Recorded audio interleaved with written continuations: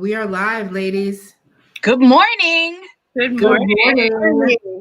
Happy I'm so excited. Happy International Women's Day. Happy Women in Cannabis Day. We're here. Ladies and gentlemen, welcome, welcome, welcome. Today, we are here for Women in Cannabis Lobby Day. We are really just wanted to get you all set up and ready so you know what to do. Today, we have a really full day of information, education, and activation. I just made that up and it sounded really amazing. Good. I just made that up. Okay. Incredible. So we have some panels, we have some great information, but the biggest part of today is really the activation part. We want to make sure that you know, so there's some people that are in the chats in the YouTube feed and in the Facebook feed that are going to be putting links for you. So we have a couple of call to actions during the day, and those call to actions are really so that we have a break, 5-minute breaks for you to hit the phones. We want you to tweet. We want you to send Facebooks. We want you to make calls, make emails, and get it out there that we want and demand adult use legalization done, and done in a way that is fair and equitable and allows people to participate in this industry. So just wanted to say hi. Let me see who's here with us. So we all can say hi.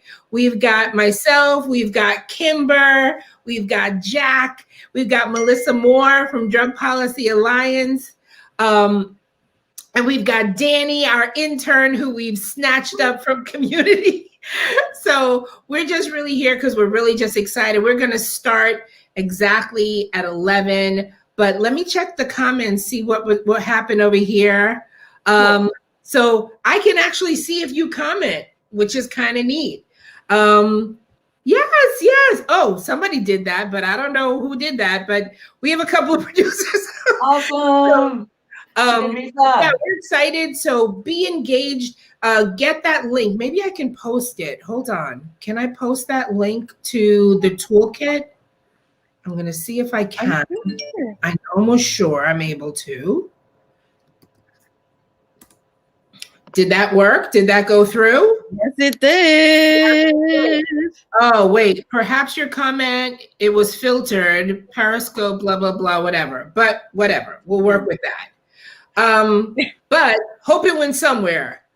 Okay. Well, there you go. I should have made a mini link, but it came in your invite.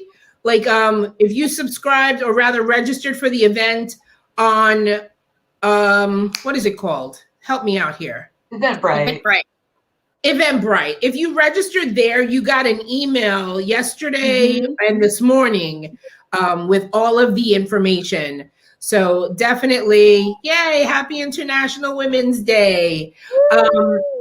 Yay. And which we have officially hijacked to be International Women in Cannabis Day, because we as women really want to amplify our voices today to demand that we get things done right to favor us and our businesses. So really excited to have everybody here. Melissa, you're going to open up with Gia. I think Gia is in the background, kind of hanging out. Sounds good. Yeah, and you're absolutely right, Tanya. This is a moment as people are coming into the space. Normally we would be able to meet and talk with one another. We're not, it's a little different in a virtual setting, but you can still take a couple of minutes right now to take action. This is, top of the morning, perfect time for electeds to hear from us on International Women's Day, on Women in Cannabis Day, telling them that we need to pass this bill now. So really encourage everybody, take action. We have one quick link. It's bit.ly/NYLeadersMJ. We can drop it in the chat too, but it's a super easy way. Or if you go to @StartSmartNY on social channels or @WomenGrow, you'll have the links there too, just to make sure you can just pick up the phone, send a text, send an email, tweet at your electeds right now while we're coming into the room together. Absolutely. Absolutely. So I'm really excited. This is going to be so much fun. So again, there's a poster also. Let me post that so you can find that poster where you can be take a picture and put it exactly just like that. And This is mine. you take a I picture love it. and you also post to it. You like take a selfie and post it and tag us. Hashtags are marijuana justice and NYS women for MRTA. Did I have that somewhere? I'll put that somewhere too. So you could see it. We'll make everything And easier. IWD, so we show up on the International Women's Day feed. So everyone celebrating internationally knows that the New York State women in cannabis are taking this day to really push our leaders and our community members to take action and advocate. This is the only month we have to be heard. Once April comes around and that budget is sealed, doesn't matter what your thoughts are or what your beliefs are. Now is the time to make certain you advocate. Absolutely. Absolutely. Exactly right. Good job, Kimber. You killed it. I'm done. I'm over. And when session, it has to get into session. So we have to make sure that it gets done. There's a lot of stuff going on, but that has nothing to do with us. Do the damn thing and get it done the right way. So I see some people are joining us. Oh, we have some viewership happening. Hooray. I'm loving all the viewership. Thank you so much for joining us. If you are here and you know someone who should be here, you still have time to send them the link. And really, like I said, this is a day of activation. So even though we have some really cool things to share with you today, we really want you to just know that the reason why we're doing this event is, yes, so that you get to know who our community is, but realistically, so that we can push the agenda, which is the MRTA. And if people don't know about the MRTA, now's our opportunity to really talk about it. And that's actually our first panel. But we have some cool stuff. Oh my goodness, we're like 2 minutes away from the beginning.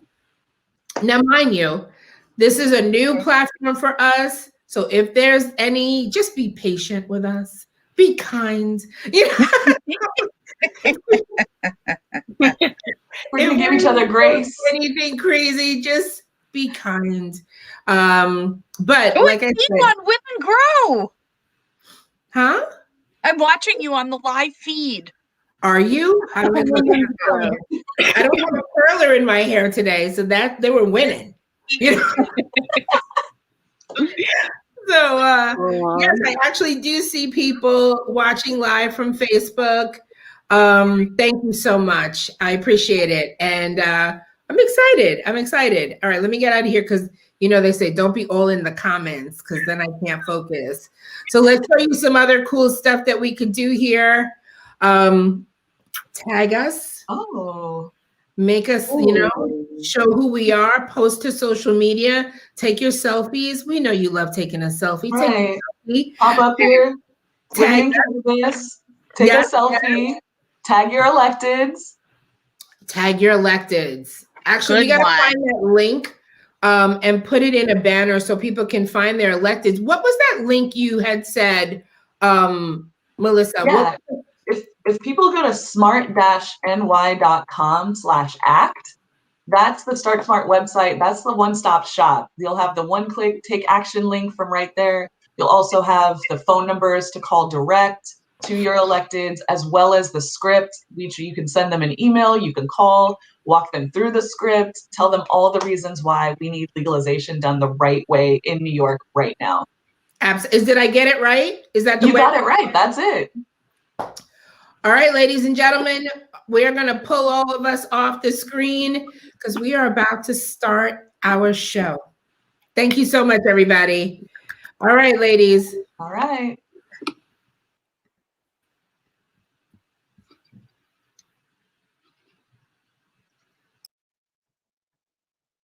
I'm the only one left. So I'll just tell everybody again.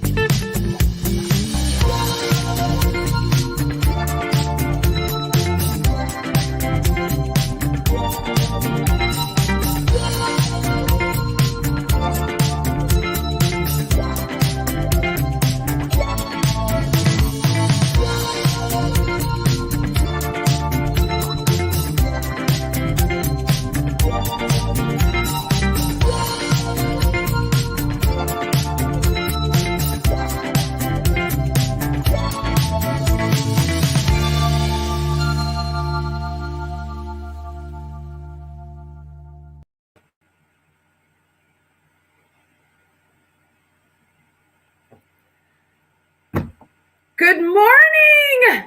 Good morning, Gio. We're here. We're here. We made it. Can you believe it? I'm so excited to kick off this Women in Cannabis Lobby Day.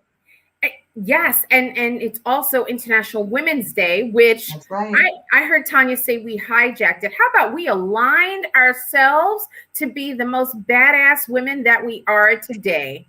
That's right. And we're going to let all the electeds know that the way that they can support women on International Women's Day is by moving legislation that actually comprehensively includes women within our legalization process. You know, Melissa, I said to the ladies in a text message this morning, I didn't realize I was responding to a group text. I said, but it's always been women that have been at the forefront of change in this country, change around the world. And what better day than today, but to have all these women come together in the cannabis industry in New York State to say we want our electeds to hear us. We want this cannabis bill to pass the way we want to see it. We've been talking about and been pushing and have been lobbying for the MRTA for how many years, Melissa? Ooh, it's been introduced since 2013. That's so, right. you know, we're almost old enough to drive on this bill. Exactly. But at this point, we're going to get our license to legalize. That's what we're doing today. And so, do you know how many people are registered for today? I believe that there was more than 400 people registered for Women in Cannabis. We have over 420 people. Amazing. Oh my God. We're streaming out to even more than that. Absolutely. Well, that's right. So we're on YouTube, we're on Facebook, but you know, it's just so important the amount of people that came together to pull what we tried to do in person last year. That's right. We were trying, we were ready. We had buses lined up to come in from all over the state. Cars, and then we pivoted. That's right. In what, a matter of how many hours? I think it was less than 24 from the final call. And we did one of the first virtual events within the Albany system. And I think we're onto something new.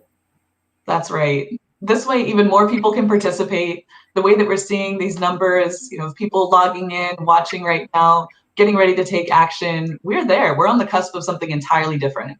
And they can take action directly from home, right? I've got my cell phone right here next to me. That's exactly it. I'm ready. Everybody can get their Women in Cannabis Lobby Day, take your selfie, send it into your electeds, let them know. And so I heard you say it earlier, and I'd love for you to repeat it again for those who are just joining us now. So how should they be activating themselves today?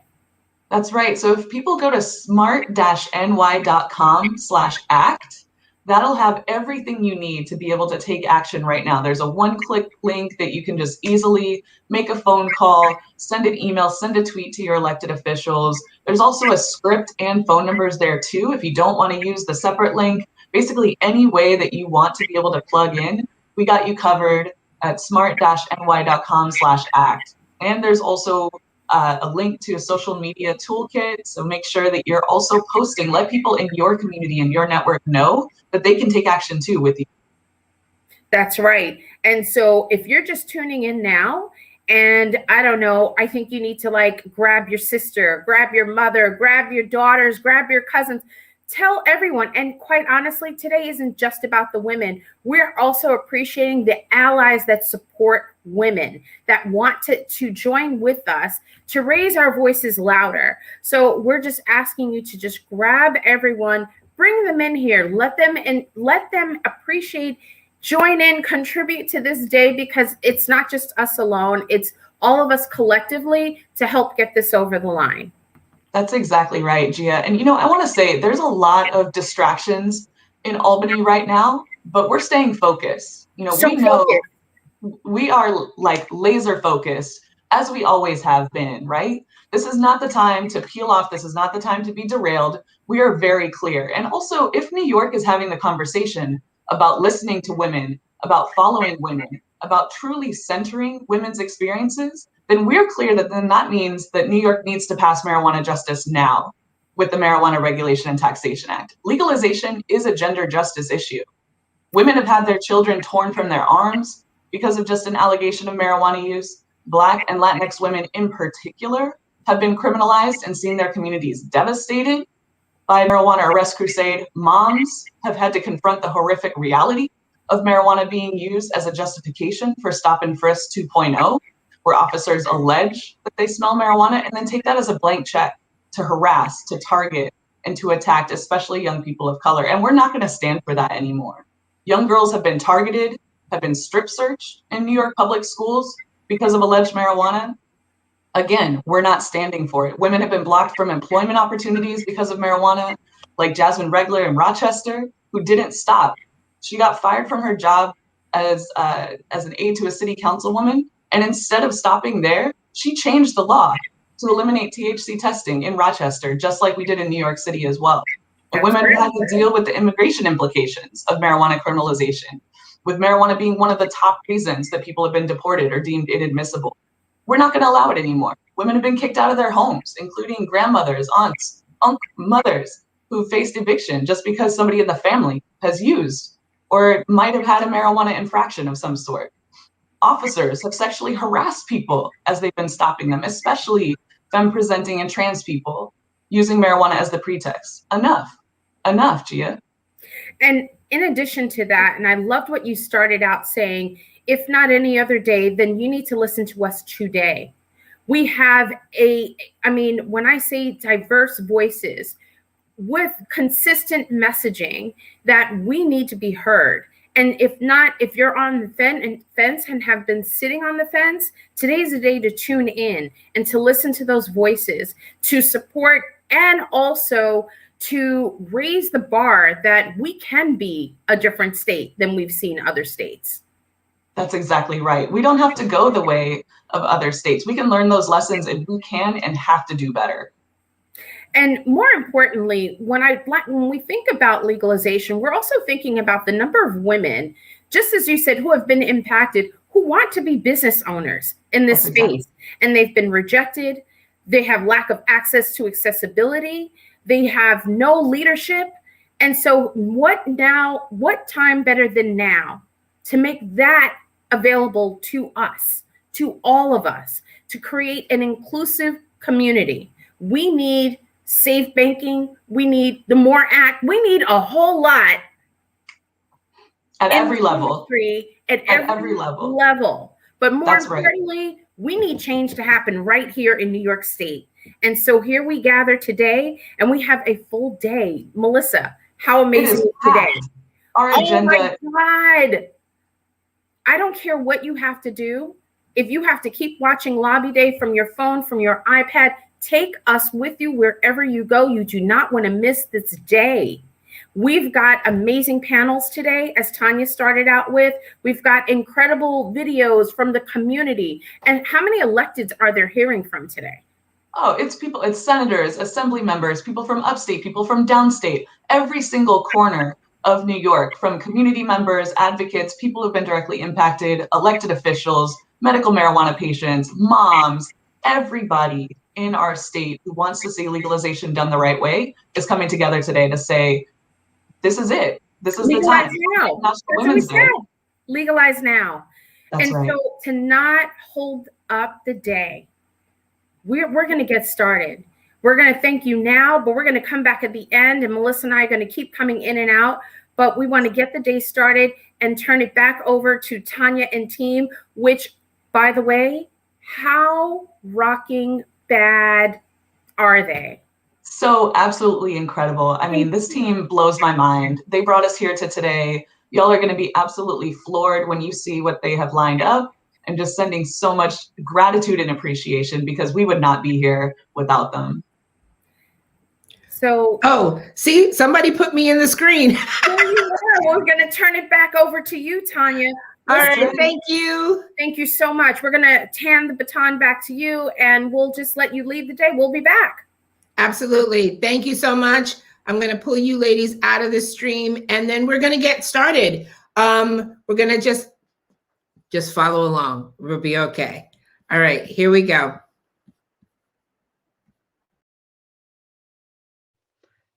Good morning. My name is Liz Kruger. I'm a state senator from the east side of Manhattan. I am also the lead sponsor of the Senate bill for marijuana taxation and regulation. My partner in this bill is Crystal People-Stokes from the Assembly. We've been working on this issue here in New York, for more than 4 years. Although I'm very optimistic now that it's March 3rd, 2021, that this is the year we might actually get this done in New York State. And it's critical that we get it done right, because you only get one chance at it.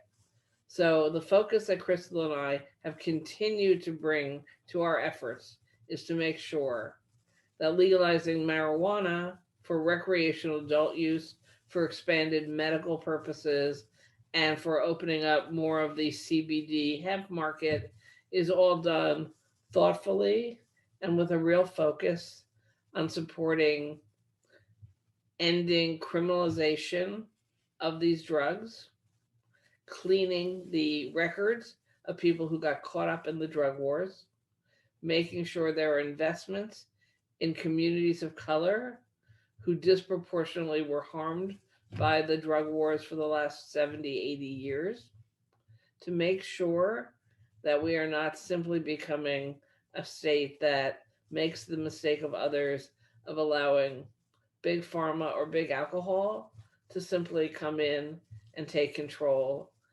of cannabis products. We want to make sure there's a diverse economic set of opportunities out there for small farmers, for producers and manufacturers of cannabis-related products, for distribution sites. We want to make sure we're not marketing it to children, because the one thing the research does show us is that before 21, your brain's not fully developed. And up until that time, you really shouldn't be using cannabis unless it's for a medical purpose prescribed by a doctor. So I know that most people start experimenting with cannabis before they're 21. I did.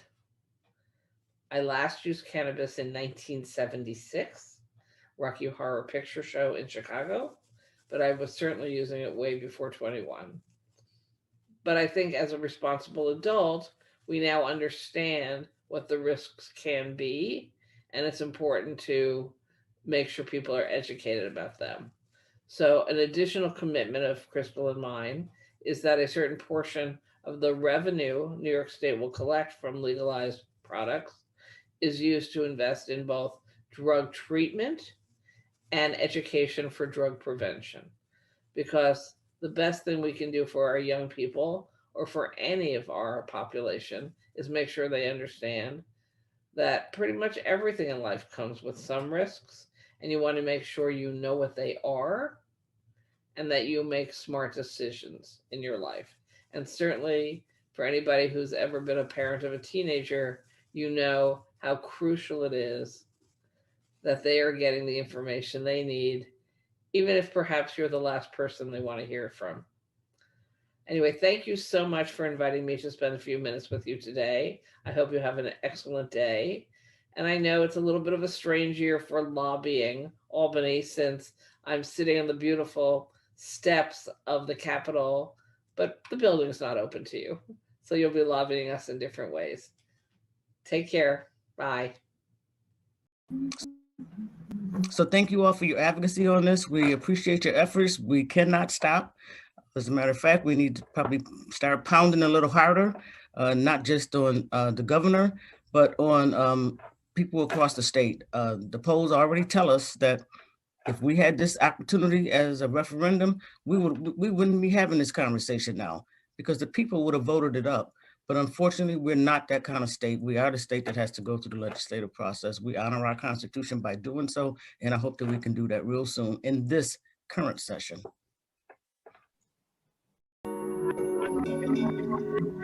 I'm an entrepreneur, an advocate, and a proud member of the New York State cannabis community. I am a parent, an advocate, and a New York State medical cannabis patient. Cannabis advocate and chef. I'm an advocate. I'm the co-founder of Tribe Tokes. And I've been employed in the legal medical cannabis industry here in New York since 2016. I'm an advocate. I'm a leader in New York City. I'm one of the owners and co-founders of Pussyweed. I co-founded Sativa Remedy, a hemp dispensary here in West New York. I'm a proud community leader. I'm co-founder of Can Haven Buffalo. I'm a patient, an advocate, and an educator. I'm a New York State cannabis patient, advocate, and community member. I am a New York State medical patient, advocate, and currently the Director of Talent Management and Diversity for a multi-state operator. I'm an advocate, medical cannabis patient, and a licensed clinical psychologist. I'm an advocate, patient, and patient care specialist. I'm the founder of Herbust plant-based body care. I've been a medical marijuana patient for 3 years. I'm the deputy director of New York City NORML. I sit on the board of Empire State NORML, and I'm the director of business development for Presto Doctor. I'm the founder of cannabis marketing firm Canna Content. I am creative director and co-founder of the cannabis marketing firm Canna Content and founder of the Proud Mary Network, which advocates and organizes for the needs of queer people in the cannabis industry. I'm the co-founder and CEO of Awaken.Space. I'm the CEO of Lantern, which is an e-commerce marketplace that facilitates cannabis delivery. 10 years. 4 years now. 3 years. 6 years now. I became involved in the industry in late 2018. 3 years now. For over 6 years. 2 years now. 10 years. 3 years. Over 3 years. 6 years. More than 3 years. Almost 5 years. 3 years now. Since 2017. Over 16 years. The past 3 years. About 6 years now. For the last 4 years. About 3 years. My business would grow and create jobs and tax revenue. For the legitimacy of my business, and because I believe it is my God-given right to grow my own food and medicine, and because I believe the industry requires environmental oversight. We have a once-in-a-lifetime opportunity to ensure that this market is equitable from its inception, right? So this is the only time we're gonna have a chance to get this right, to make sure that we don't reproduce the disparities that we have in many other markets. Because diversity and inclusion across the entire industry is vital. The plant belongs to everyone. The liberation of the plant will present more opportunities for folks to have dignified conversations with their providers and their families. Because it gives us the opportunity to have ownership in an industry unlike anything we've ever seen before in American history. Because we have carried the burden of unjust and unfair consequences of prohibition and the failed war on drugs. The opportunity to start on the right track and provide true economic mobility for our women entrepreneurs. There are already so many people who are involved in this market, who have been offering their talents to this market, and those women deserve an opportunity to get a fair share of it. We need more opportunities for mom and pop cannabis companies to make money. We need less targeting in the Black communities with cannabis use and cannabis possession. We need to repair all the harms, especially the harms that we have caused to the mental health of many people. As a woman in cannabis, especially as a mother, legalization is important to me because I don't want my son to grow up with the same fear surrounding this plant that I did. We all have the right to plant-based wellness. It's important to have a fair and equitable adult use program in New York. that allows women to build organizations that will support their families and their communities for years to come. The MRTA restricts vertical integrated companies to be able to come in and take over. So that means that there's opportunities. That means there'll be grant programs specifically and licensing fees that help people like me to be able to get in and soar in this industry just like they are in any other industry. I support the MRTA with on-site consumption and home grow. We need to put an end to the unjust and racist laws that govern cannabis criminalization. We need to end the disproportionate arrest of Black and brown people in New York and in the United States. And we need access to quality tested and safe cannabis products for our medical patients and for all New Yorkers. When New York State finally legalizes, we need to ensure that community reinvestment, social equity, social justice are at the forefront of this conversation, and we need to make sure that we make cannabis plant medicine accessible and safe for all. Value. Feminine healer. Wise. Balance. Ambitious. Dynamic. Takeover. Equity, innovation, and inclusion. Innovative. Dedicated. Galvanizers. Badass. If you know anything about the New York State cannabis scene, women already run the show. New York State, legalize now.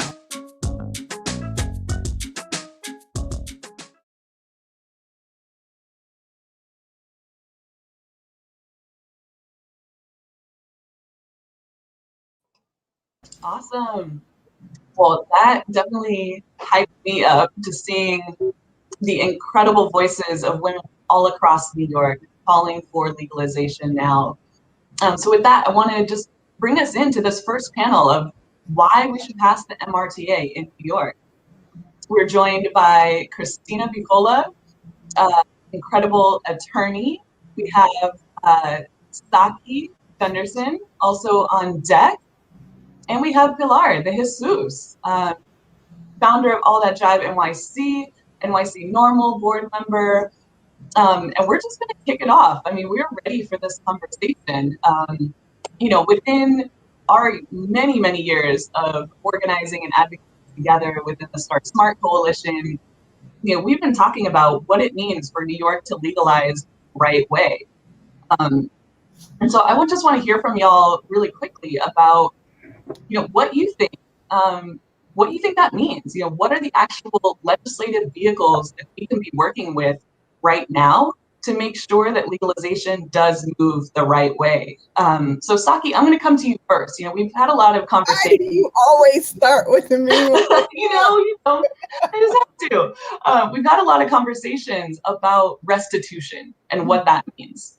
So I just want you to ground us within that conversation right now, because restitution often gets, you know, kind of thrown around. A lot of people talk about it, but I want to be clear about, in this moment, all of the different facets of restitution that we're talking about here. So can you just break us down really quickly on that? So super quickly before that, last year at about this time, we did the same thing. We were probably one of the last people up in Albany before it all shut down last year. And I said something in that press conference that I want to start off today with for everybody to hear. Women are the bearers of culture in all society. So as we talk about cannabis culture and as we talk about the culture of changing the stigma and perceptions about cannabis, we are the bearers of that. And if we remember that, then we remember who we are and where our place is in this, right? So that doesn't exactly seg into your question, but I think that it is an important thing for us to start off this day with. Women are the bearers of culture, all right? So to answer your question, I think there's three things when we talk about reinvestment that we need to identify first. What is criminal and social justice reform? What is social equity? And what is community reinvestment? And I say that we have to identify those three things because a lot of times they're all meshed together, right?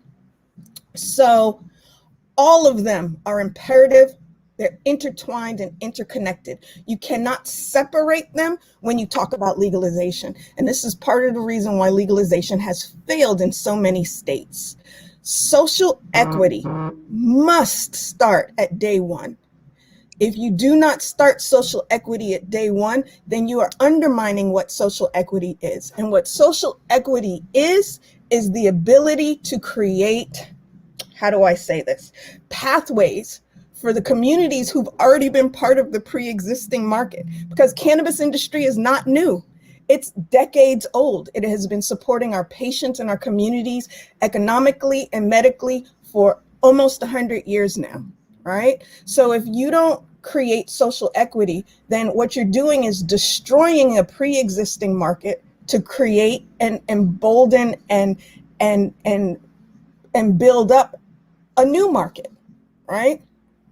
And when you do that, and then you say, oh yeah, now we're going to add in social equity later, not only are you opening yourself up as a municipality, as a state for lawsuits, but there's absolutely no way for that pre-existing market or the people who are coming into the market to catch up. That's like, I know people talk about fair trade a lot, but you know, if you look at industrialism in our country, if you look at the Fords and the Rockefellers in our country, the way that they survived was by killing small business. Now, that is important. The second reason that social equity is important is because small business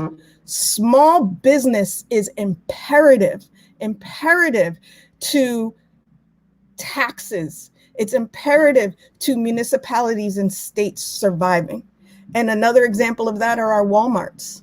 Look at how Walmarts have gone into small areas and destroyed small businesses, people who were able to own their own homes, pay for their own education. They now can't do that working at Walmart, whereas with their own small business, they can. Additionally, it also means that tax dollars stay within our communities. We pay rent for our places that we work, places where we live, where our children go to school. We invest in what our children are doing, or our family members are doing, or just what our community members are doing, right? Then our employees pay taxes, and on and on and on. The proof is that I believe, what is it, like 57 out of $100 stays in the community with a small business. It might even be more than that, but I suck with numbers. And then that's right, the multiplier effect is huge. And then, so that's social equity, right? Mm-hmm. And social equity is for people who want to be part of the cannabis business. Community reinvestment is different. Community reinvestment is putting back into communities that have been destroyed by the war on drugs, right? Communities, poor, Black, brown communities. And when I say poor, I went to school in upstate New York. I went to school in Ithaca, New York, right? And there is definitely a class difference when it comes also to enforcement of narcotics. But in New York State, especially marijuana, because let's keep it real. There have been more arrests in New York State for marijuana than crack. So when we talk specifically about cannabis community reinvestment, it is about the damage that the enforcement of cannabis has done to our communities. And what that means specifically is using the odor, the possession, the sale, the medication of cannabis to keep people from going to school, to keep people from getting jobs, to keep people out of their homes, to keep people from advancing economically, from moving up in the world, from just being able to survive. And so that has to get put back in. You have to take an assessment of what has been destroyed and put it back in. So that's the difference between social equity and community reinvestment. And then there is finally, and I'm gonna keep this one super duper short, criminal justice reform. Mm-hmm. Criminal justice reform is just plain and simple. If you're going to make something legal, how are you going to keep people in jail for it?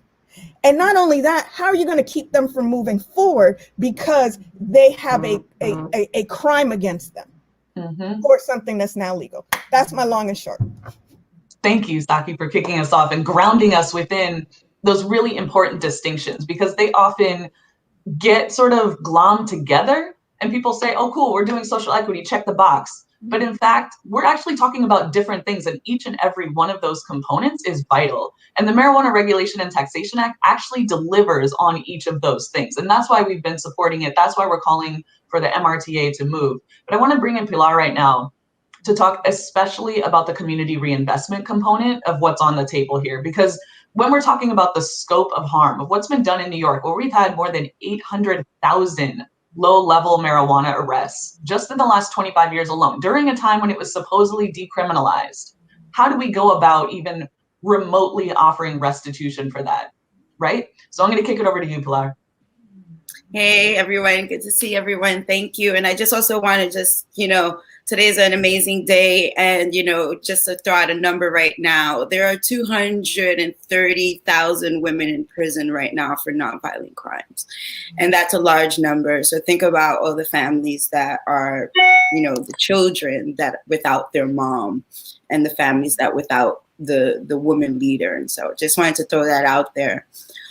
But, the harm that's been done, and thank you, Saki, for all of those words that you just mentioned, because it is different. Community reinvestment is totally different than helping the legacy, the people who know how to run the business already. All they just need is the resources, and that's what the social equity part. But the community reinvestment part is really important in the MRTA. The way we have it right now currently is that 25% would go towards education, and education now in COVID, that could mean a lot of different things, but also education to help communities, especially my community, being a Latina, born and raised in East Harlem. And then, that stigma of marijuana is existing in a lot of our families and a lot of our cultures. And so we need to re-educate, have that unprogrammed mind. We have to get out of that programmed mind about cannabis being so harmful. And just remember that started because of a racist white man in the early, 30s. And it's because of outdated racist policies that it's still got this stigma on it. And so we need to educate, and we need to put monies back into schools, because as we know, schools are overcrowded. So education, 25% towards education, another 25% to, safe drug treatment programs. And more than ever, in my opinion, is that a need, because COVID has been so exhausting, for lack of a better term, and it's really exhausted my mental health. And I can't imagine for folks who are already dealing with many things and many additional battles, and then to have death and loss of jobs, loss of incomes. Some of us choose outside of cannabis, some people choose other things outside of cannabis, and they should have a safe place to do that. And, with actual, in my opinion, holistic therapy, also to talk through them, what's going on, because right now more than ever, like I said, mental health we need to get that fixed, and cannabis is that plant-based medicine that helps with that. But the bigger thing here, 50% to be invested back into the communities. I've been born and raised in this community, and I've seen all the changes. I myself am a survivor of the outdated racist policies that exist in this city and this country. And it has been a very violent and traumatic experience for the last 40 years of my life. And this is just me. And there are peers that I know that are going through the same thing, that they have lost their homes, that they are barred from getting, furthering their education. They are barred from even wanting to start their own business. And it's all due because of what? Again, outdated racist policies like prohibition of marijuana. And why MRTA is really important is because, again, we need to put it back, that money in the community. This is not a way for the governor and other legislators to use this money to pay the bills. Mm-hmm. This is to go back into the community, and we will tell you how it will be used. We will not go towards the police either. This money is not for the police. Let's just be very clear. My sign here, safer than cops. And so again, you know, the MRTA, and I don't want to keep going because I know we have not much time, but like, it's so really important to help rebuild this community, to have access to just even, like, we don't even have affordable housing.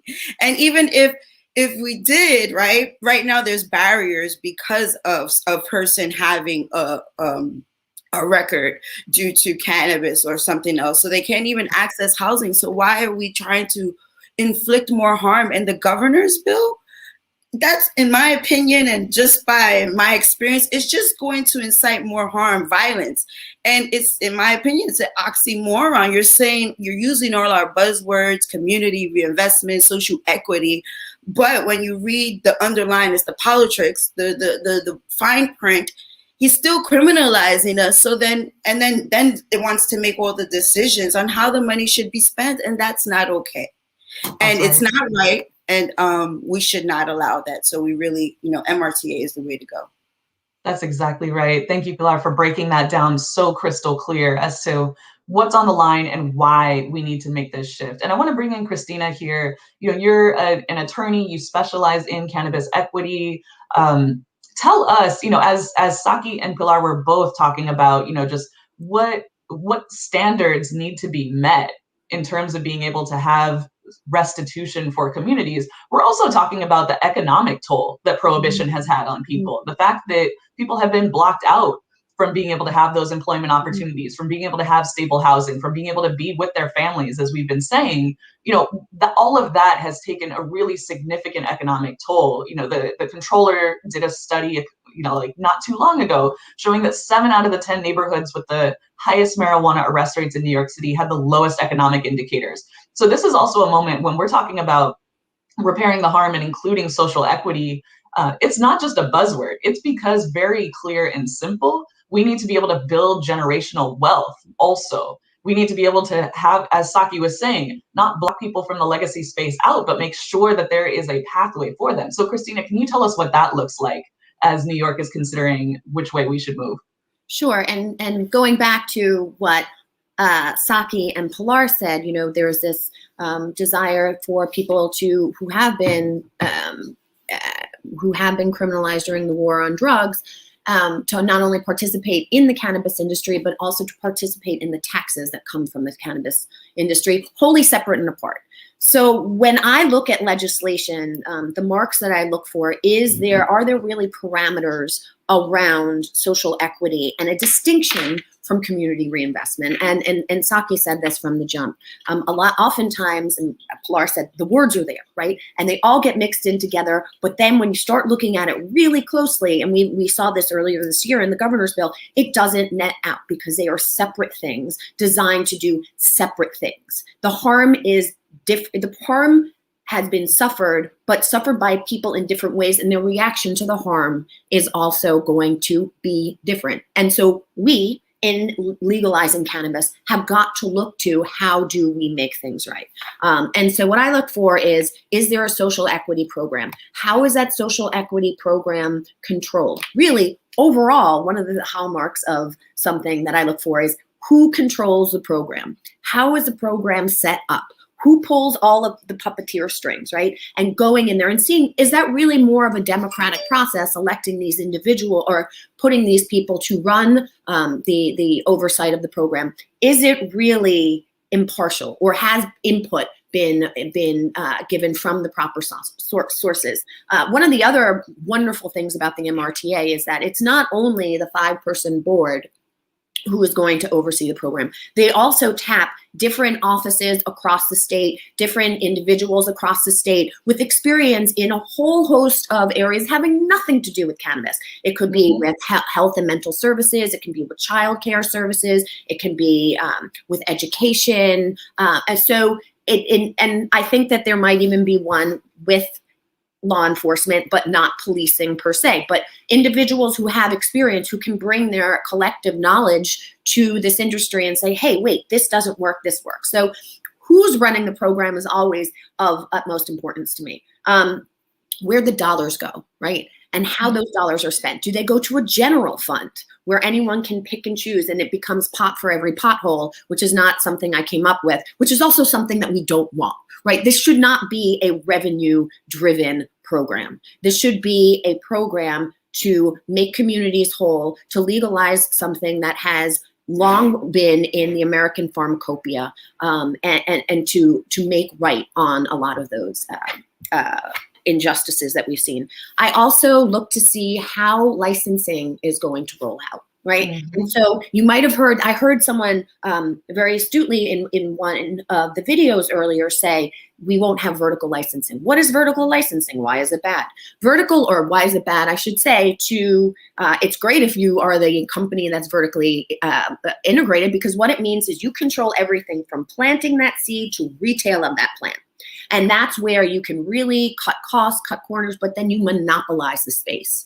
And if you are well-funded and you come in, which you would have to be a vertically integrated player in New York, you would have to be exceptionally well-funded. And what does that do? That will crush and kill competition from minute one. So I want to see that entrepreneurs and specifically people of color who have borne the greatest harm during the war on drugs are 100% considered in this, in the licensing rollout, whether that's because there are licenses that are specified as having some kind of on-ramp period that is dedicated to empowerment applicants, to having specific classes of licenses that might be available only to equity license. These are things that I look for. The other thing I really look for is how is money going to be get into the pocket of equity applicants? Because you can say, hey, apply for this license, but then if you don't have the money to run it, what good is that? And so we can't ignore the realities of capital in this industry. And because it is an illegal substance, we don't have the American banking system available to us in the cannabis industry. So what does that mean? You look to private sources. And so when you look at private sources, particularly in cannabis, you're looking at venture capitalists, you're looking at different types of equity funds, and pooled investment vehicles, we'll call them. And of that money, 85% of it goes to white men.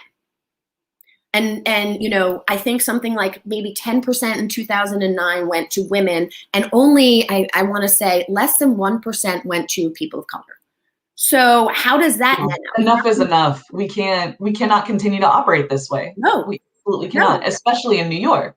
No. Especially in New York. Like, when we are very clear about where the harm was concentrated, where the targeting happened, we have to be just as intentional about addressing those harms and being responsive in our policy making as the harms were in the first place, right?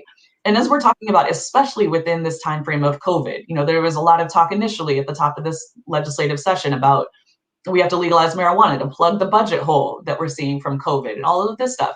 No, what we need is policy making that is responsive to the harms that communities have experienced. We know that the communities that were devastated by the worst of New York's marijuana arrest crusade are the same neighborhoods, the same communities that are now facing the additional crisis of COVID deaths, job losses, business closures, all of it. The tsunamis over and over again hitting the same place. And so as we're talking about rebuilding, both coming out of the legacy of harm from cannabis prohibition in New York, as well as the legacy and the intense effects that we're seeing from COVID and everything else, we are clear that the MRTA, the Marijuana Regulation and Taxation Act, is a vehicle to be able to address those things really comprehensively. We didn't even get into it because we're wrapping up now. We don't have a ton of time, but it also addresses much needed improvements on the medical marijuana program in New York that has fallen far short of patients' needs for way too long. And it also addresses CBD hemp cultivation, making sure that family farmers and people who are struggling to even be able to stay on their lands well before this moment, are dealing with dropping crop prices over and over again, are able to have a new sustainable crop that they can grow in an environmentally responsible way. So this, the cannabis plant itself has so many different features, so many different ways that it can be beneficial to us, but we also have to be really intentional about how our state is going to leverage all of those things and making sure people know about it. I mean, like Saki was talking about, the educational component and Pilar, being able to address the stigma that's been in our communities really comprehensively. And then Christina hitting on what does it actually mean to be able to build generational wealth, and how do we address all of those things? We're gonna wrap it up right now. I want to do like rapid fire though, and get each of y'all in for like your last closing thoughts. I know it's so much to be able to like bring home in this quick second. Saki, I'm going to go back to you. Why do we need to pass the MRTA in New York, and what's actually on the line here? Super quick. Oh, you're muted still, I think. I'm unmuted. Okay, I was ready for you. Okay, so here's my ending words. The MRTA is a holistic bill. It deals with education, medicine, research, business, community, justice, and repair. With the MRTA, we can legalize cannabis the right way. Not right now, but the right way. That's it. Awesome. Pilar, I'm coming to you. Why do we need to move the MRTA, and what's actually on the line? We need to move it now because the community cannot wait. I mean, you see it. Housing, 900,000 people homeless, people who want to build generational wealth. The community needs it. Our mental health need it. We need it now. We don't need more criminalization. MRTA is the way to go. Thank you. Awesome. And Christina, why do we need the MRTA instead of the governor's proposal as it pertains to equity? Oh, you're muted too. There it is. There's my button. Because of justice. Justice. One word, justice. Mm-hmm. Economic justice, justice, criminal reform justice, social justice. That's exactly right. Repairing. Thank you all for being here with us today, talking this through. If folks want to learn more, of course, go to smart-ny.com. That's where you get all the information, and then /act is how you then act on that information. We'll have a lot more coming up for you the rest of the day. But just, thanks to our incredible panelists for really grounding us in this Women in Cannabis Lobby Day with all the information we need about the Marijuana Regulation and Taxation Act and what's actually on the table and what's being discussed in New York. So we'll continue to come back throughout the day. We'll give you all updates on what we're talking about. But with that, I'm going to kick it back over to the team so we can hear a little bit more about what's coming up for the rest of the day. And thank you all. All right, everybody, get ready. We're going to do our next few segments. Sit tight. Thank you to our panelists, Melissa, Christina, Pilar, and Saki, for giving you all the information as to why the MRTA is the way to go. Thanks again.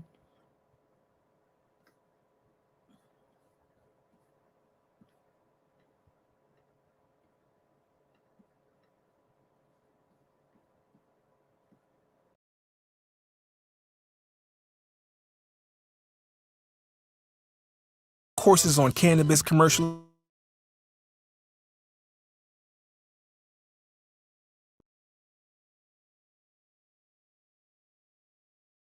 trends. This will never touch the plant. With a project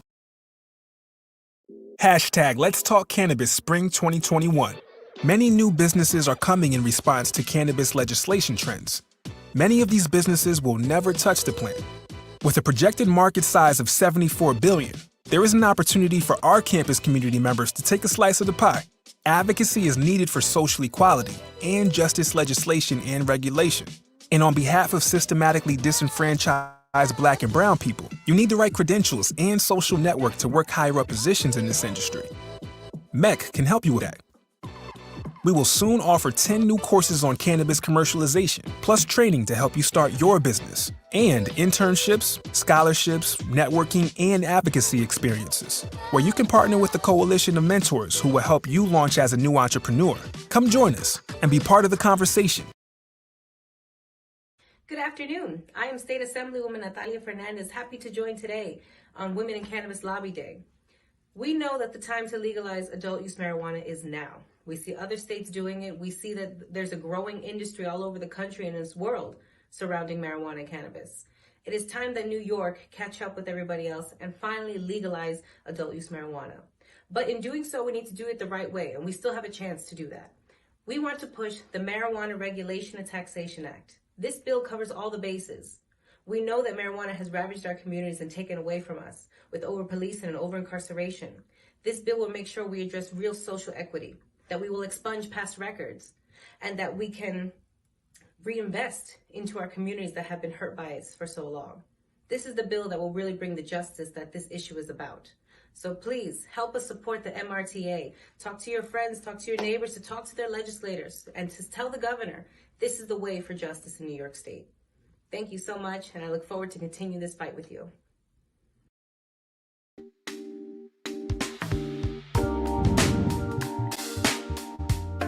How do we make sure that if the states are going to look at this state by state, how do residents, just regular average Joe Blows, what needs to happen with that?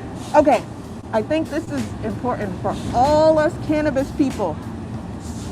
As intersectional as this is, that we recognize it is, there's a lot of people who are like, I don't really care about weed and it being legal because my state is broke. I don't really care about weed because they just cut that unemployment and I don't have a job. I don't really care about weed because I don't have food stamps, and again, are my children going back to school or not? So we have to really approach our neighbors like the intersectionality of this, because a lot of people who do support the legalization support it because they're like, we need the money. Yeah. Our state is broke, we need the money. And we have to be able to communicate to them. You're 100% right. That money will help, but we have to make sure that money helps our community first. We need funding for our schools. We need funding to support food justice and good food in our neighborhoods. We need that money to support job training programs. So when we communicate with our neighbors, we need to make sure that they understand that this money is intersectional. Legalizing is intersectional. It supports us all, and we have to be active about making sure that money comes back to us. We really need to talk about not recriminalizing us. We really need to talk about not hamstringing our young people again. And we need to talk about effective plans for transitioning the market that has been keeping us alive and well all this time into the market that is creating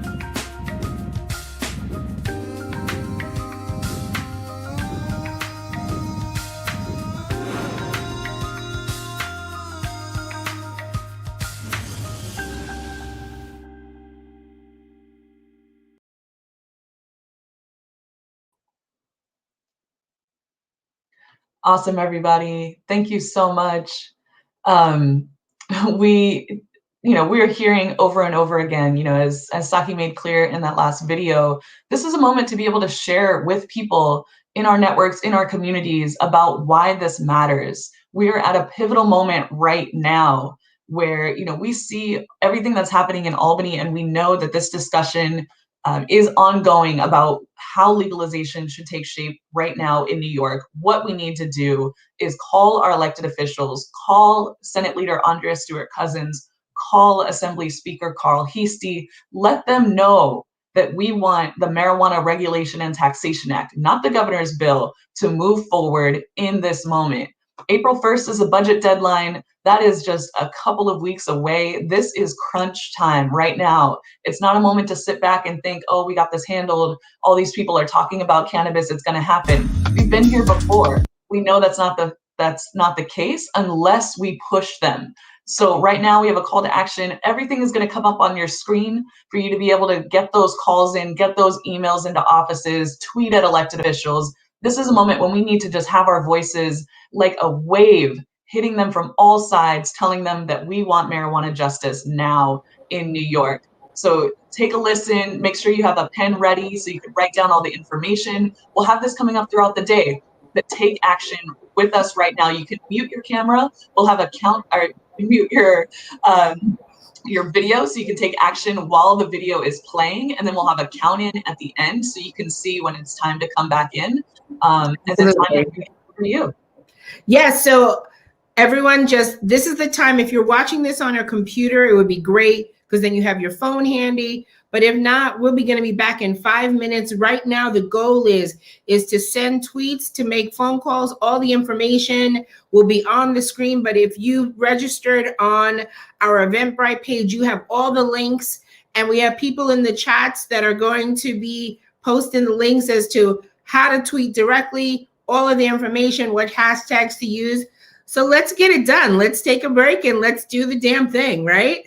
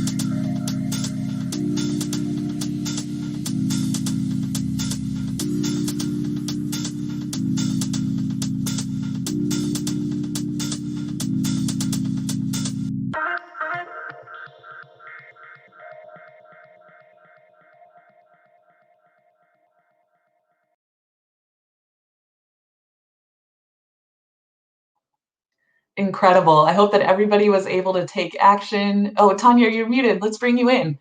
Let's make sure everybody can hear you. Okay, I'm back. Awesome. Yes, that was great. That was great. We saw a lot of action happening in the chats. I can't check social media, but everyone's busy sending and texting stuff. So I guess we'll continue with our programming, and we'll be back in another maybe 15 or 20 minutes after our second panel. We'll do this again. That's right. I want like literally like Twitter to be shaking and Facebook and Instagram to be tagging everybody, calling everybody. That was exciting. All right, we're going to move on. That's exactly right. Let's hear from Assemblymember Walker. We're going to do a sponsor thing, and then we're going to do Senator Epstein. Oh, perfect. Okay, cool. All right, see you in a bit. All right, let's go.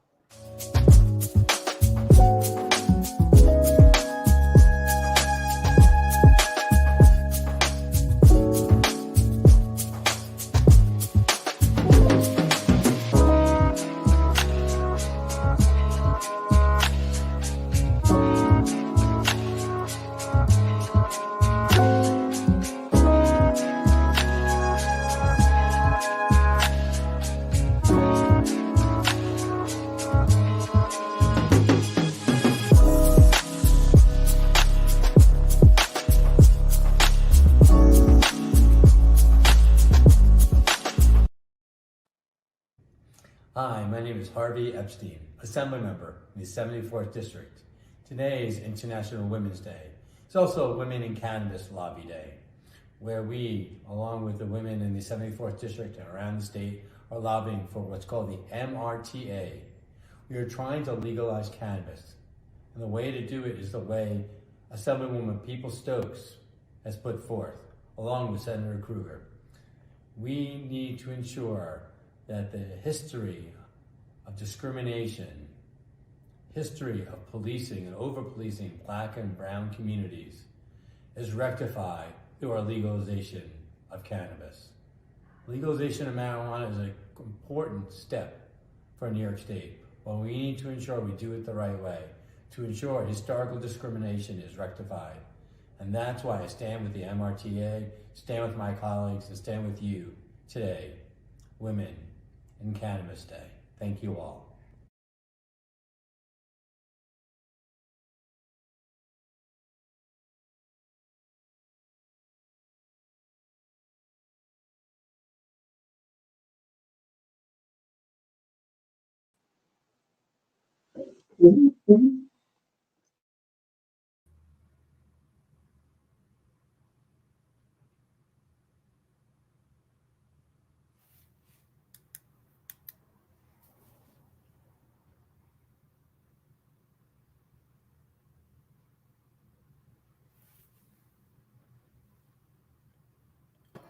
All right, our next panel, we are bringing up our next panel a little earlier than scheduled. So let's everyone get ready for our next one, because it's really important to know that how cannabis legalization affects women. We have some fantastic panelists to have that conversation. Looking for one of our other panelists, who I don't see at the moment. Let me see if she's moved away. Hold on one second, folks.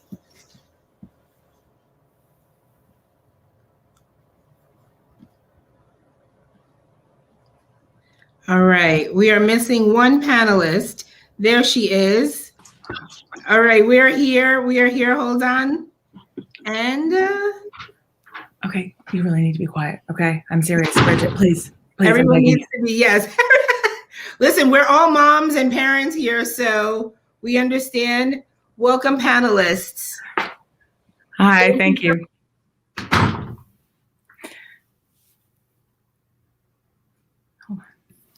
You're muted, Patricia. I can't hear.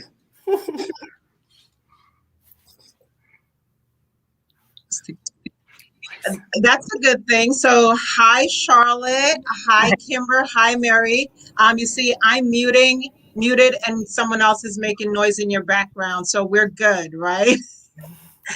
So I am your moderator. I'm Patricia Wright. I'm the co-founder of Women of Color in Cannabis, WOCC, pronounced WOKE.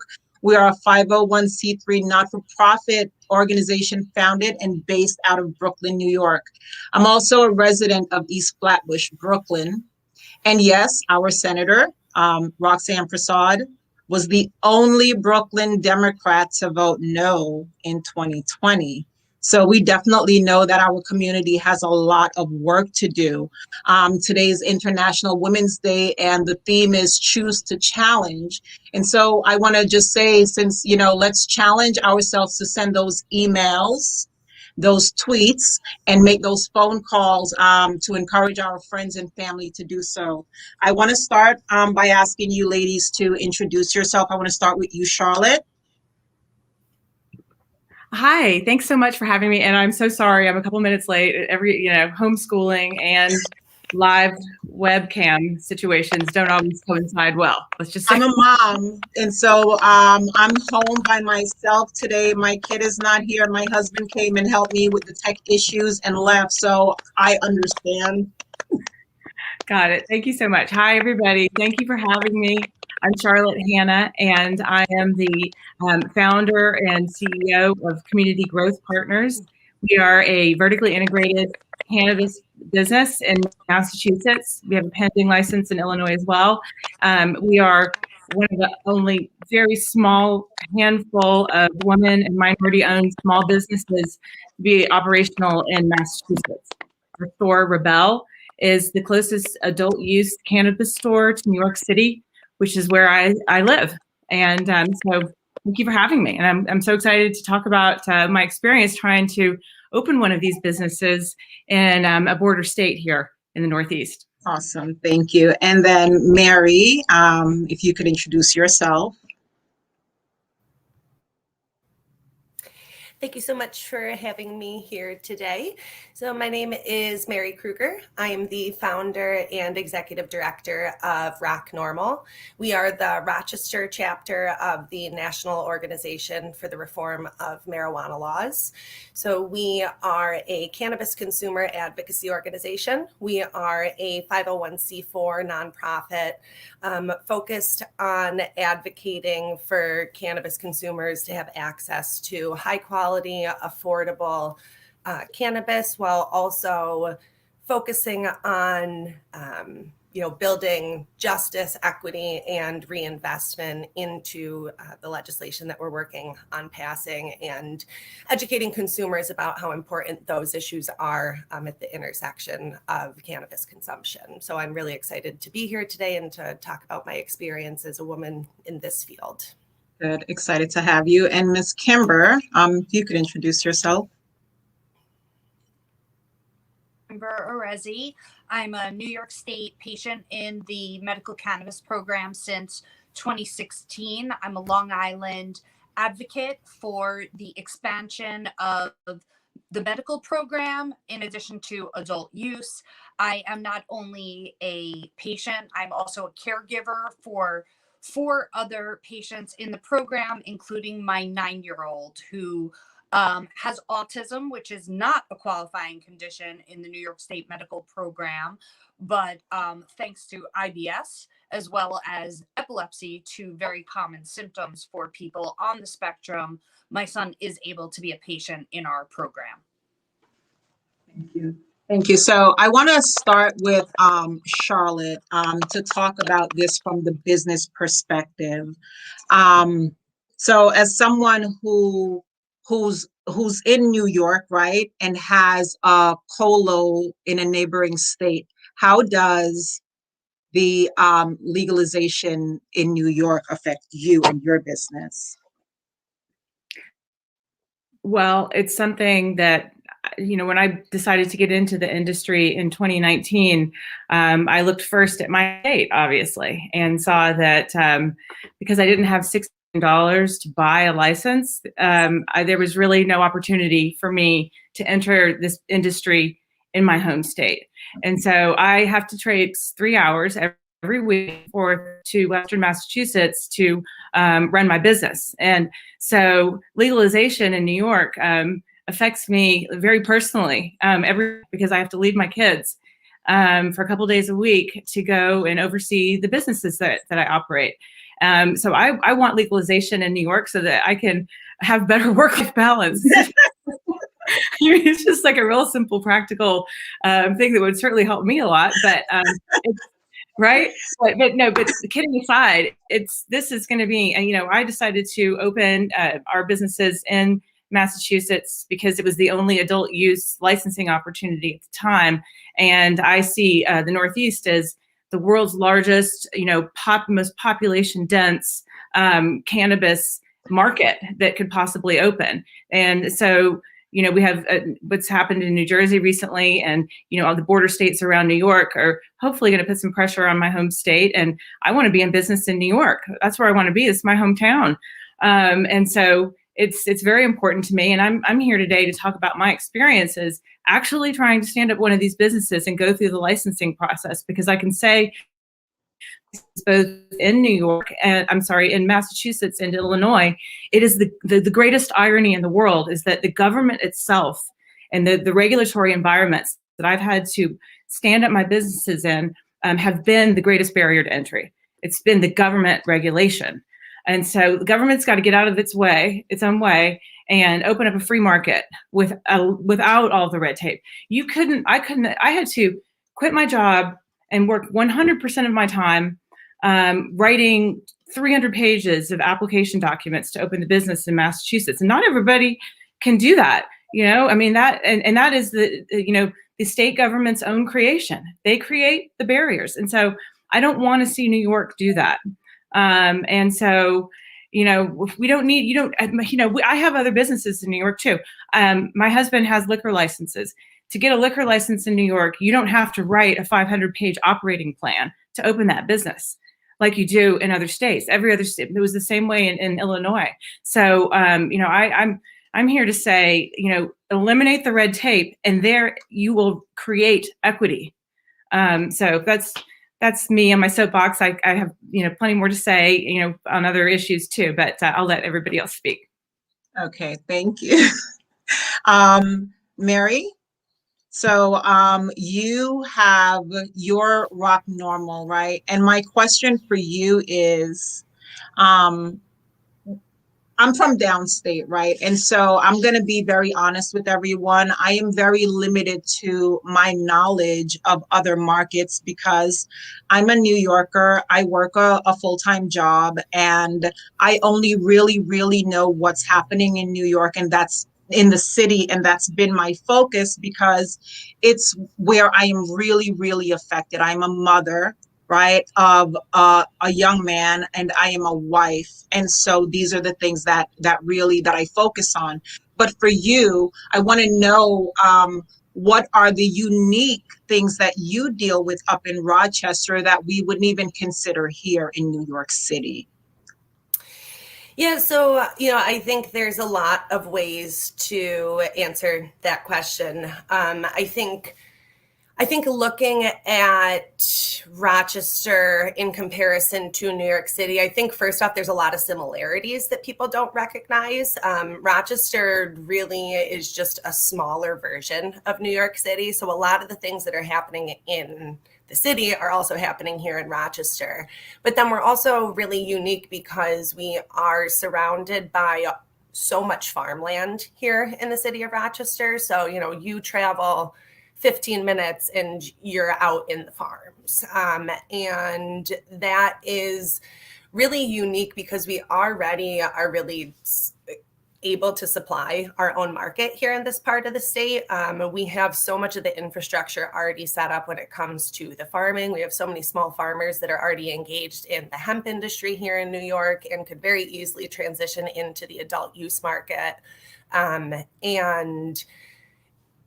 From the infrastructure side too, we have a lot of that as well. We have the universities here that are surrounding all of Rochester. We have the Kodak infrastructure and all of that empty space that needs to be used up. So Rochester is really in a unique position, I think, to be leading the state along with New York City. And it's really exciting that, you know, Rochester is on the map, so to speak, as part of this conversation, and that we are having folks recognize how many benefits there are here in this part of the state. And, you know, really grateful for the new representation that we've gotten in Albany this year with Senator Cooney, who's co-chairing the Marijuana Task Force. You know, we have Senator Summer Brouk, who we're working with to become a co-sponsor of the MRTA, Assemblymember Bronson, who's been a longtime supporter of the MRTA, as well as some other new senators and assembly members that we're really excited to be working with. Thank you. Thank you. So I want to ask you, Kimber, as a patient first, right? How are you affected by the current legislation that we have in New York, and how will adult use legalization benefit you? I want to start with that. Thank you. The first way that I think it benefits all of us as patients is that an adult use program means that there's conversation, and conversation about cannabis helps us end the stigma. And right now, even though I'm a patient and I have a card that shows people why I have a qualifying condition, and I can make arguments as to how cannabis helps me be a better parent, a better community leader, a better business person, no one seems to want to have that conversation. It immediately turns back to how often do you smoke? And it opens the opportunity for me when we talk about an adult use program to talk about all of the different methods of consumption that are out there when it comes to cannabis. New York State is one of the most entrepreneurial states in the world. We're looked at as leaders when it comes to trend and fashion and entertainment.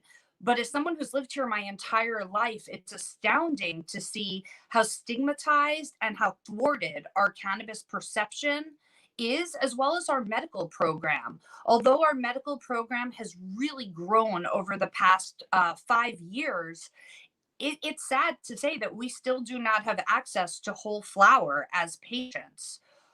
We still do not have access to concentrates outside of a liquid form. There is so much concern about how we control consumption instead of talking about how cannabis connects us, helps us grow our communities in addition to our businesses. And if we focus on that communication through adult use, we actually could have a fair and equitable program that would do what the government would like to do, which is actually fill this budget gap. But focusing on adult use to fill a budget gap doesn't help New Yorkers end stigma. It doesn't help us grow our own businesses. It means that people like Charlotte, who are born and raised in New York State, are going to Massachusetts to grow a business. As a New York State medical cannabis patient, I do not have that privilege to go to another state, because anytime I cross state lines, I actually jeopardize losing my cannabis card. So a fair and open program helps us as patients. It helps us talk to our doctors. It helps us share with our families, and it helps us be the leaders in business that we've always been in the cannabis space. Thank you so much. I'm going to come back to you. Are we 12:25? Is that our cutoff? I have so many questions. Okay, so I want to ask you, Charlotte. So talk to us more about Rebel, right? Your company, and why it was so important for you to have social justice weaved into the fabric of your business from the start. That's the first part. And then the second part was, how long did it take for you to get here from application to opening? Okay, sure.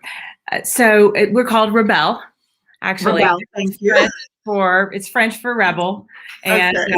I came up with that name because I feel that, a couple of years ago, I was watching the world and seeing that there's this, angst in people and humanity. And I felt like everybody wants to tap into their inner rebel in some way. And even the smallest way. And so came up with the concept for the brand because people that would be early adopters of cannabis are rebels. And so I wanted people to feel connected to us in that way beyond just coming to a store, but feeling like you're part of something bigger. And so the social justice part of that is certainly, a big part of that value proposition that we give to customers. When you come shop at our store, that, corporate social responsibility isn't like a side hustle for us. It's like the way we do business. We have a partnership with an incredible nonprofit organization that works with young people who are involved in the criminal justice system in Massachusetts. And that's our talent pipeline. We our primary source for recruiting. And so I have been an advocate and on social equity issues for 30 years. I've done a lot of sort of social enterprise innovations, for a very long time, and then went over to, the Wall Street. And so I've seen both sides of the equation, and I sort of have my own point of view about institutions in the world and how they can come together to solve social problems. We don't have to rely on the government for that, I think. And so I sort of wanted to build this business as a legacy for me to show that I can build a just and equitable capitalist venture that hopefully will prosper because we're doing the right thing, and we become a destination of choice because we're doing the right thing. And all we're doing is taking systems that I've known through my experience on Wall Street and as an entrepreneur that have been available to certain class of people, such as getting equity into business and these tools for wealth creation. All I'm doing is taking these tools that I've known and bringing them to people that haven't had access to them. So every single person in my company is getting equity in our business, including those young people coming out of Roca's program. So that's what we're all about. Wow. And it's been really wonderful. Yes. Wow. That is beautiful. You are homeschooling. How old are your young people? I have a 16-year-old and two boys, a 16-year-old and a 12-year-old, and I'm here at my girlfriend's house right now, and her daughter is homeschooling. Less interesting to explain to my children. I was in business on for a few years that no one understood why I was going to Massachusetts all the time. And then one day I said, if I can explain this business to my teenage children and my Greek mother-in-law from Astoria, then I can tell anyone in the world about this. So that was sort of my test case for explaining, how, being a part of the normalization of this plant was just like trying to normalize this thing in my own family. And so it took about 2 years to open the business. I started studying the space in 2018 and realized there was no opportunity in New York. And then I realized that licensing was becoming available in Massachusetts. And so I went up there and started, you have to hold real estate first in Massachusetts. And that's one of the problems I think that New York should not make is don't make someone first go find real estate, because you're going to have to carry it for 2 years, which I did. So I, tied up the real estate, went through the community engagement process that you have to go through to get the municipality on board with you being there. I'll tell a funny story. The old mill that we're rehabbing into our cultivation facility used to be, are you ready for this? They made silencers for assault rifles there. Yeah.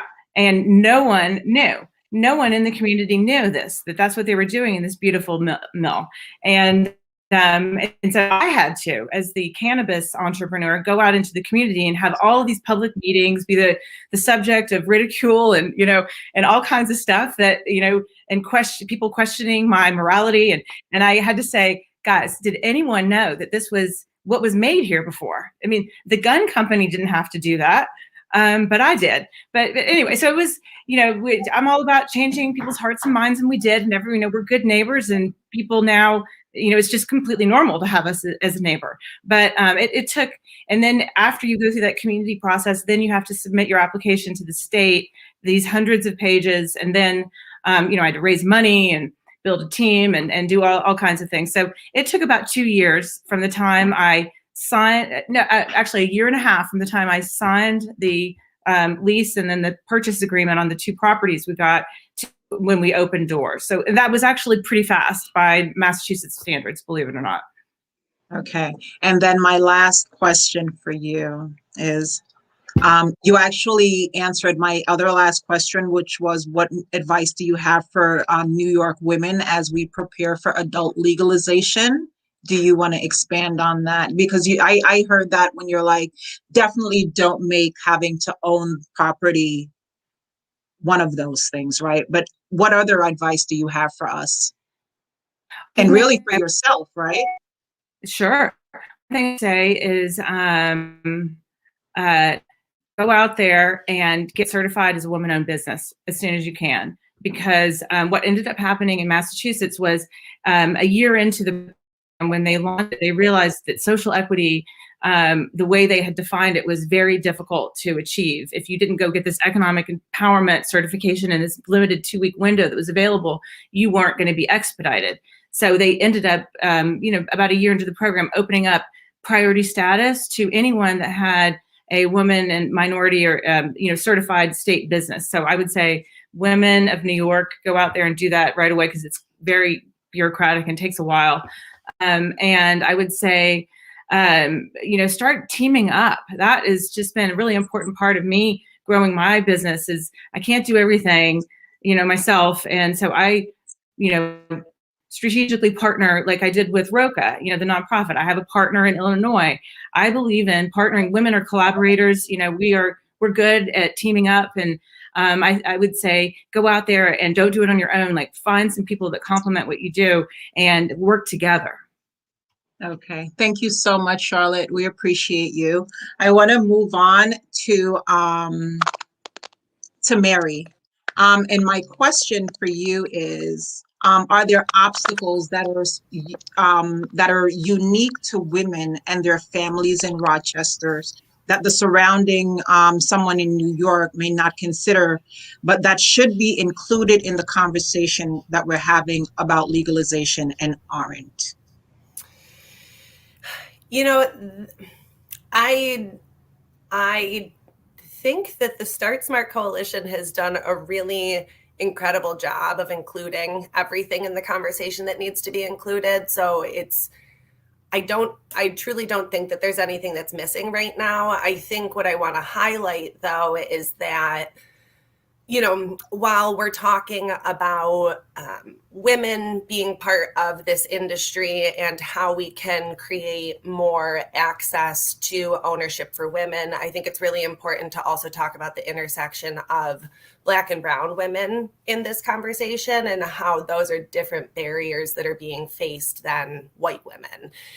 For example, I'm for the first time, all of the work that I've done up until this point has been really on the cannabis consumer advocacy side. I haven't really had a drive to get involved in the business side of it until very recently, where I've been recognizing that I could be making a lot more change and impact if I did have a job in the industry, in addition to being able to do the cannabis consumer advocacy work. So in that exploration, I have access to funds. I have my parents who are willing to help support a business that I want to start. And I think it's just really important for us to realize that while the red tape is a huge barrier for people, I think an even bigger barrier is the access to funds and figuring out how we can prioritize getting not only women, but women who've been directly negatively impacted by marijuana prohibition. How can we create equity and ownership in the industry specifically for those folks? So,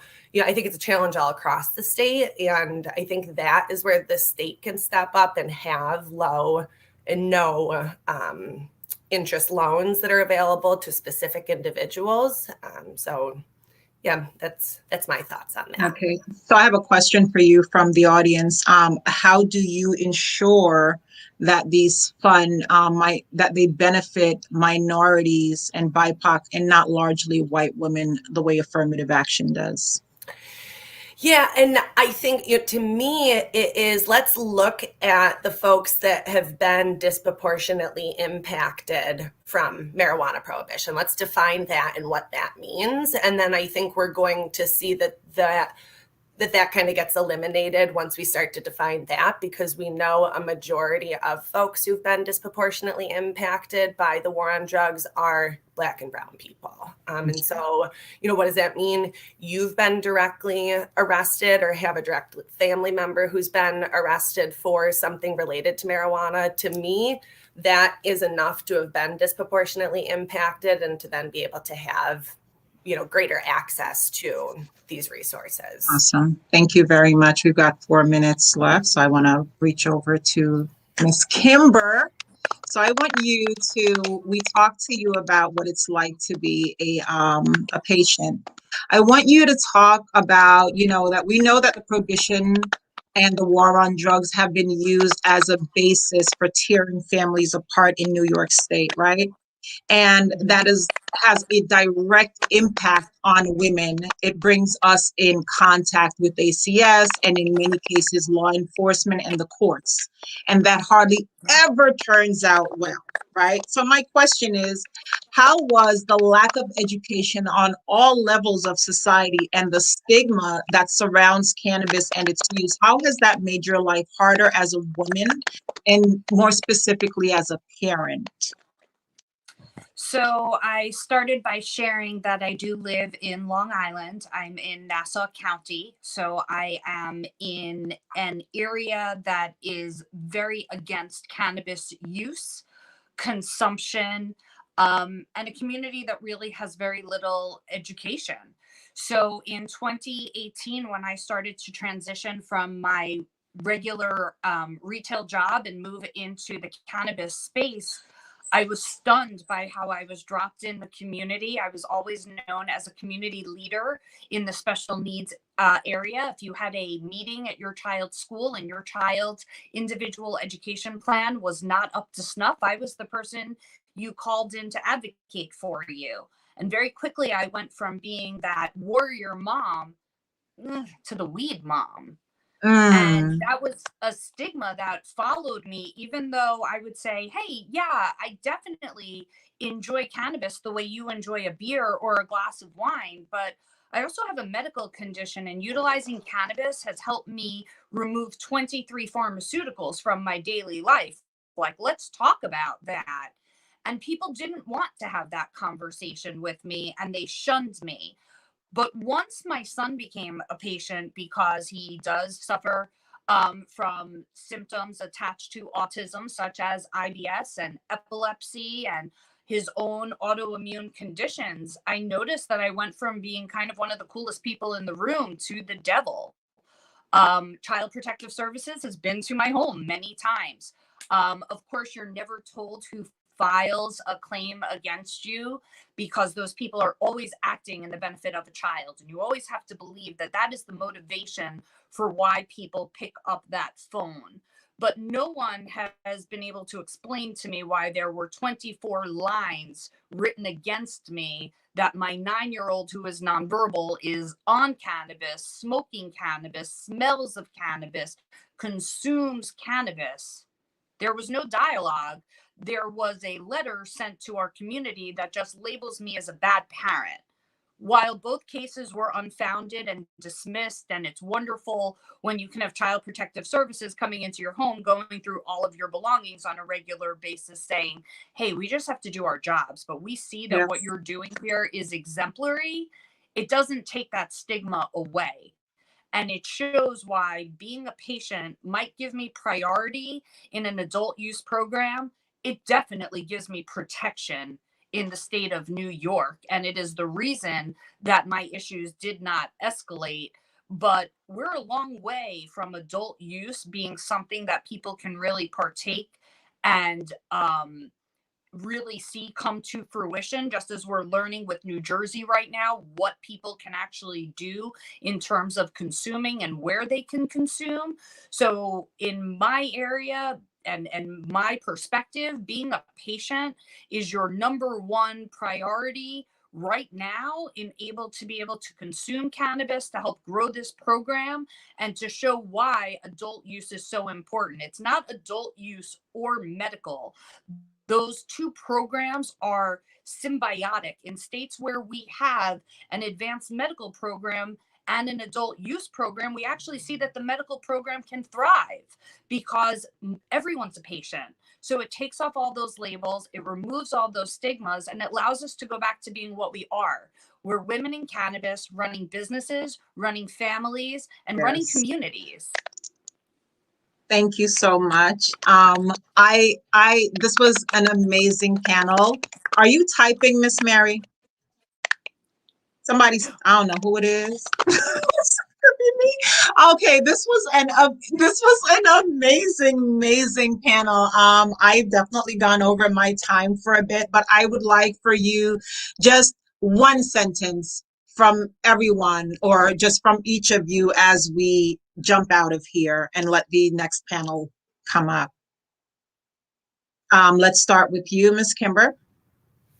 Let's legalize now, New York, and open up opportunities for our state so that our residents can grow, prosper, and not be criminalized for cannabis consumption. Thank you. Mary. I strongly believe that cannabis has the power to build communities up instead of tearing them down, and that MRTA is the way that we're going to get there. Thank you. And Miss Charlotte. I think we should legalize now, but legalize the right way. Support small business, family farmers, and communities that have been disproportionately impacted by the war on drugs. That's where the emphasis needs to be, and we can really work. We can really help lift up and economically revitalize communities, because that's what we're seeing happen in Massachusetts. Thank you so much. I want to thank you for being trailblazers in your business community, Charlotte, Mary, for seeing a need in your community and filling it, and Kimber, for being you. You're a mom, and so all of us, right? We don't have a choice but to be advocates in this space. We have no choice. And so I want to leave everyone with this: pass the MRTA to all of our representatives that are watching and listening today.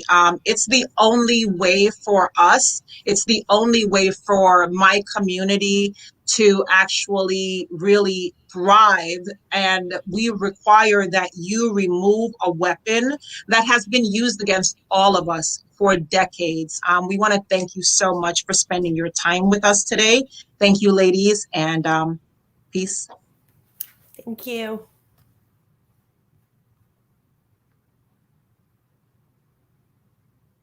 Great panel. Thank you to Pat for moderating. Thank you, Kimber. Thank you, Charlotte. And thank you, Mary. You ladies really delivered, and we appreciate you so much. We're going to continue with our programming, and let's do the damn thing.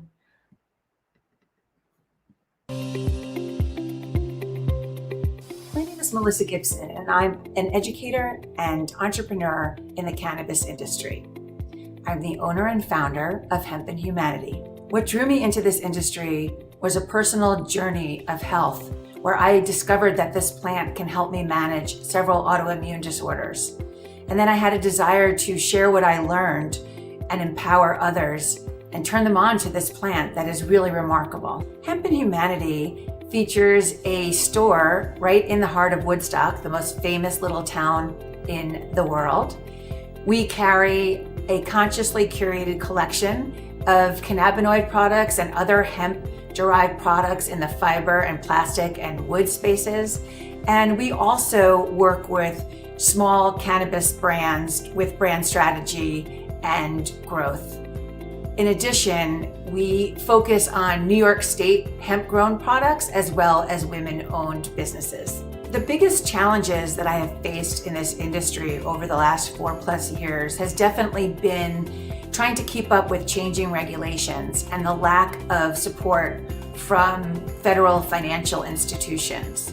In addition, it's been difficult to deal with the stigma associated with the plant, although that is also a wonderful opportunity because I love turning people on to its benefit and trying to break some of those stigmas. When I realized I was officially a part of the cannabis community, it must have been when my first Women Grow event in 2016, when I felt completely at home. and I knew that this was going to be a profession of passion and impact for me.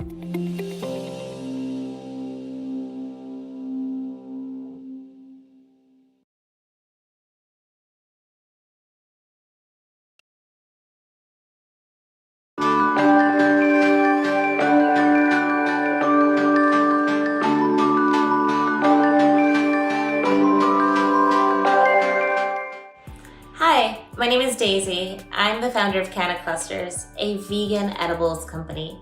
If New York State had a fair and equitable adult use program, I'd have the opportunity to compete in the marketplace and sell my products openly and freely without consequence or fear of the NYPD. It would drastically change the way I do business for the better. My name is Tara Lynn Gonzalez, CEO of Wavy Treat LLC. Wavy Treat offers cannabis-infused food and beverages to people in need of relaxation, a method of healing, and as recreational usage. There is a need for Black, African American, and Latinos to have ownership within the cannabis market due to high disproportionate rate of arrest and jail time served for cannabis distribution and the use of cannabis. Therefore, a fair and equitable adult use program would allow for Black and Brown communities to build knowledge about the plant, help bridge the wealth gaps and opportunities to improve any health issues. Wavy Treat believes that it is our duty and right to be a part of this growing industry and to educate people about this beautiful plant. Hi, my name's Kimberly and I'm a cannabis pastry chef. In New York City, the communities have been greatly affected by the war on drugs, and the future of cannabis is here and it's now. I'm in support of the MRTA. It's time to expunge records. It's time to give back to communities that have been affected and families that have been torn apart. And it is time to grow small businesses so they feel like they have a fair playing field in this trillion-dollar industry. Let's put corporations second and this real industry first. Thank you. Stay lifted. It's just a plant. I'm Jackie Hogan, owner of The Highly Personal Chef, where we create edible products to suit the individual patient's needs, whether that's dietary restrictions or allergies or something else. If New York had a fair and equitable adult use program, I would be able to join a cooperative kitchen with other female chefs where we could grow our individual brands and share operating costs and create safe products for the consumer. And the MRTA would give small businesses like me the opportunity to enter this industry, creating diversity and equity. Hi family, I'm Dee and I'm a cannabis and holistic wellness advocate. I'm the founder of Candy Crate Confectionery Edibles, and if New York had an equitable adult use program, I envision Black and Latino folks getting priority in licensing applications because our people were most harmed by the social, economic, and political impacts of the war on drugs. I envision patients and consumers being able to home grow and consumption and delivery services being essential conduits of regulated sales. This will impact the lives of the community as a small business owner that people know and trust. Hey guys, Chef Ali here with High Five Edible Wonders. If New York had a fair and equitable adult use cannabis program, I believe it would grow and thrive here more than any other state. With a regulated and equitable market, we would see small businesses appear that would drive competition and innovation within the space. We would also see these same companies rise up and become strong community leaders. It is time, New York. It is time for us to let our lawmakers know that the MRTA needs to be passed. It's time to spread these positive vibes, guys. Let's do it together.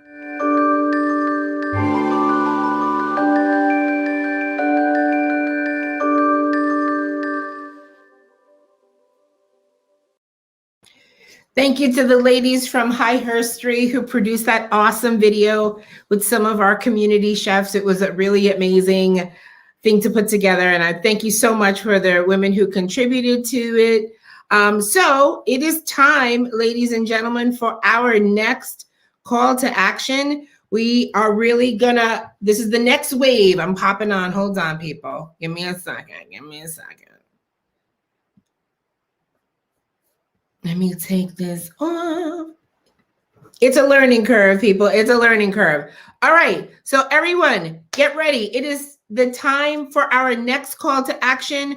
It will be the same one we did the last time. So all the details are there. We have people in the chat that are going to be putting the links.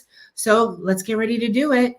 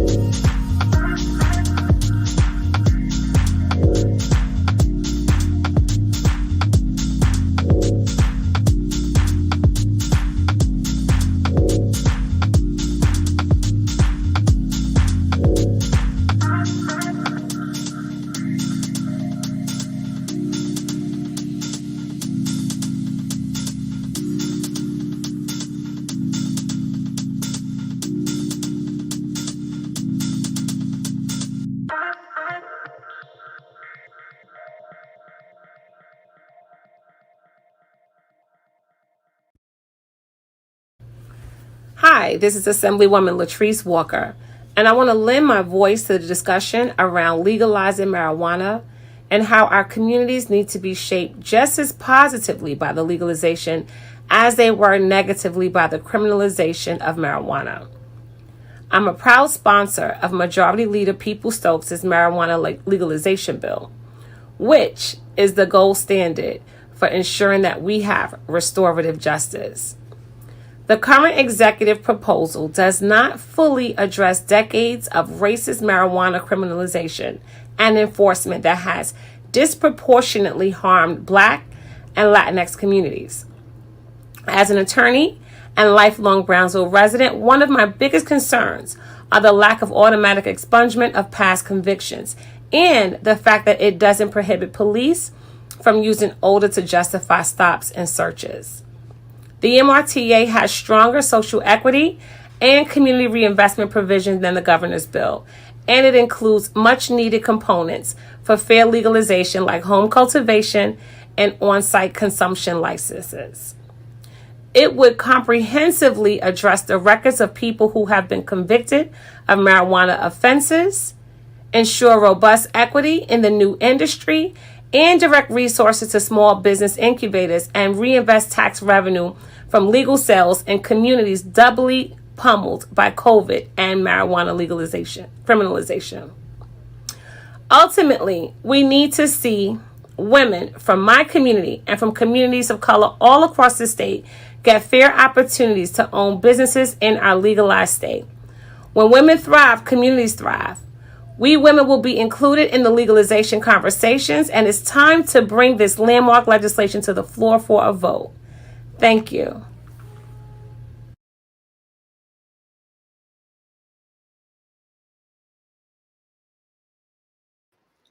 Okay, ladies and gentlemen, we are about to bring on our next person. Let's start out and introduce. We want to give everyone a moment of peace and, centering, because we've done a lot. So we wanted to invite one of our community members, Samantha Martins from Love Music Yoga, to give us a little centering time. So I'm taking myself out. So Samantha, it's Wonderful. Hello, everyone. I just want to make sure that everyone can hear me. So if you just want to type in the chat, yes, I tend to have a naturally loud voice anyway, but technology and all that, right? Lobby Day 2021 and tech stuff happens. So like Tanya said before, it's definitely a learning curve, right? We're all doing this together and we're all here together. Wonderful. So y'all can hear me. Perfect. So I just want to first off say thank you so much to Tanya and Kate from the Canadiva for allowing me to be part of this beautiful experience. This is my first time being part of Women's Lobby Day, to this extent. So I'm super honored. Thank you so much. Thank you to everyone who is watching and to all the amazing speakers and panelists before. This is important work. And I'm glad that I get to share a little bit of what I do with you all. Especially, this is a very heavy and loaded topic, right? As we really are in this fight for equitable legalization. So I think it's also very important for us to make sure that we are grounded in our bodies, right? In our breath, right? As all the things come up, right? The joys and the triumphs, as well as all the frustrations, right? And all the anxieties, that's really, really, really important. So I'm excited to ground with you all a little bit for now, but I feel like if you've been sitting for a while, I just want to take a moment to just stand because we are going to be sitting for the next few minutes. So I'm just going to turn my laptop a bit so y'all can see me. And just stand up, just kind of shake your shoulders out a little bit and maybe kind of shift from one side to the other, rolling the hips around a little bit. Right after sitting for so long, sometimes the hips can get a little cranky, so just shake that out. And then just come to a standing position. If you're able, you're of course more than welcome to stay seated. Just for a moment, if you can come to stand in what we call in yoga mountain pose, just standing on your 2 feet. You can close the eyes if that feels comfortable. Allow your arms to rest beside you. Just kind of feel the rise through your heart. And as you inhale, take your shoulders up to the ears. And on an exhale, drop them down. So completely heavy, let it go. Inhale, shoulders up. Exhale, let all that go. Let the weight of the world go. Once more, inhale, shoulders up, up, up. And a big sigh out. And then just roll your shoulders up, back, and down a few times. And then do the same thing going forward. And then once more, up, back, and down. Find your standing position. Go ahead and start rolling your head around in one direction and super, super slowly. You're bringing one ear to one shoulder, your chin towards your chest, ear to opposite shoulder, chin up towards the ceiling. You're getting any of the snap, crackle, pop right out of the neck. And reverse the direction of those circles. Again, nice and slow. Inhaling through your nose and exhaling through your nose, or maybe exhaling out through your mouth.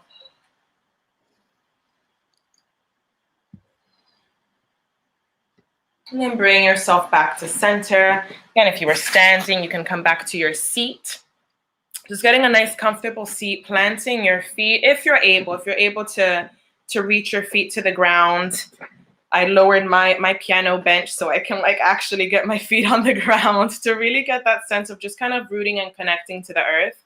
You can rest your hands in whatever position feels comfortable. That can be hands on your thighs, on your lap, maybe a hand to your belly, a hand to your heart. So full disclosure, I've been having a little bit of higher anxiety all day today and yesterday. So for me, it's belly and heart to really connect to that, your belly, your center, in yoga, that's your solar plexus. It's your willpower, your drive, your courage, your confidence. So if you're just feeling you need a little bit of oomph and willpower and drive and that kind of courageous energy, hands to belly is great. You're feeling maybe just a little bit more of just connection and just clearing away any fears, any kind of blockages, emotional blockages. Hands to your heart. I'm going to do a hand to my belly, hand to my heart, right? Whatever feels intuitively good for you. And then just let yourself close your eyes. We'll take a couple of cleansing breaths here. So as you inhale through your nose, open your mouth and sigh it all out. And don't be afraid to make noise. Let that vibrate out. We'll do that twice more. Inhale deeply. Big sigh out.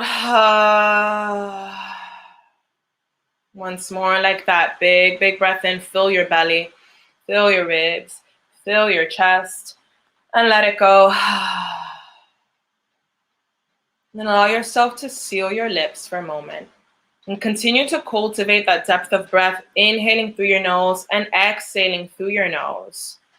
So with every exhale, maybe even I like to visualize as I inhale, right? This kind of ocean wave, right? Peaking, getting to the highest point. And on the exhale, that wave crashes down and out of the body. And even though the lips are sealed, can you relax your jaw? Can you relax your tongue? Just continue to follow your own breath, just noticing how it's showing up for you. Noticing the different qualities of your breath. Is your breath choppy? Is it smooth? Is it shallow? Is it deep? Or you're maybe tending to hold your breath in a particular area, right? So often with a lot of high energy, right, where there's frustration, stress, right? Sometimes we can get stuck up here in the chest breathing. See if you can really start to root it down. Think of even breathing through your feet. So again, if your feet are on the floor or even your seat, right? Think of the base of your spine, your pelvis where you are. Pull that energy up, pull that breath up your feet, up your legs, up your spine, up your torso, out through the crown of your head and hold it for a moment.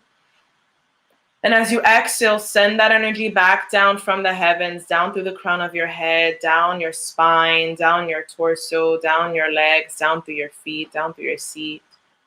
Again, inhaling, thinking of pulling that breath up from Mother Earth, getting that kind of grounding, strong energy, right? That nurturing energy. And as you exhale, release back down, right? Root back down. Inhaling through the nose, expand your lungs 360 degrees. And exhale, really softening, right? And just allowing whatever is to be, right? If thoughts continue to come in and out, right? That's okay, right? Our minds are busy, right? It's just part of the human experience. You can't just turn, right, the brain off and turn the thoughts off, but we can just redirect. Right? If you start to think about, whatever's happening later or after this or what you're having for dinner, right? That's okay. Just notice, oh, okay, there's that thought. Come back, right? Come back to your breath, come back to your body. Notice what you're feeling physically. And again, just seeing if you can just meet that and sit with that with compassion. right? With non-judgment, whether it's that you're feeling great today and this morning, or maybe not, right? Maybe it's just been a hard time and you're feeling that, and that's okay, right? And just taking that information and allowing the breath to meet that information and to maybe possibly shift. And again, there's no end game, there's no goal here. It's just, can we just sit? Can you sit with yourself for the next couple of breaths? It's sitting with what is and just showing up with radical compassion for yourself with where you are.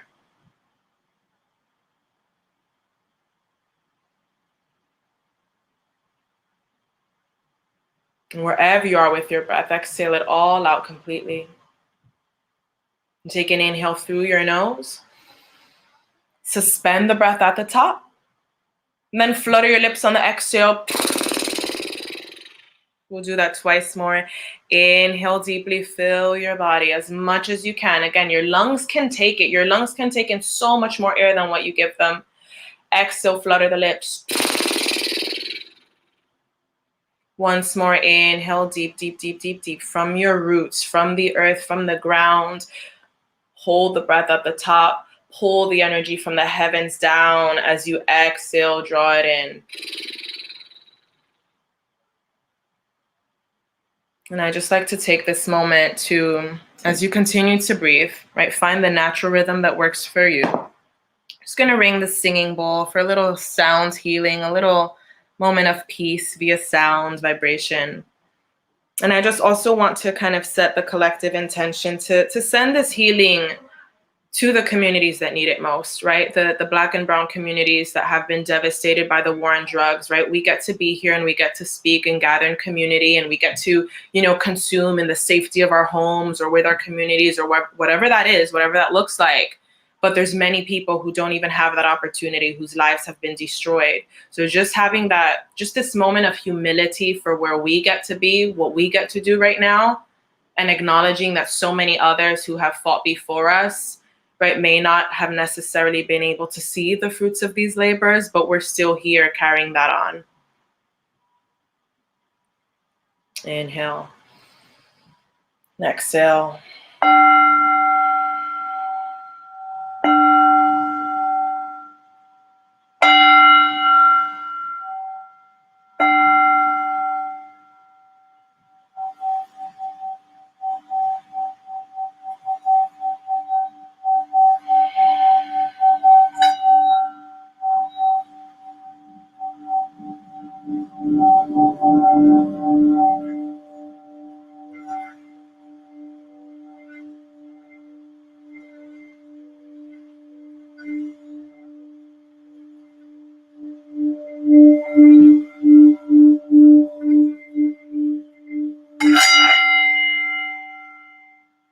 One more inhale together deeply.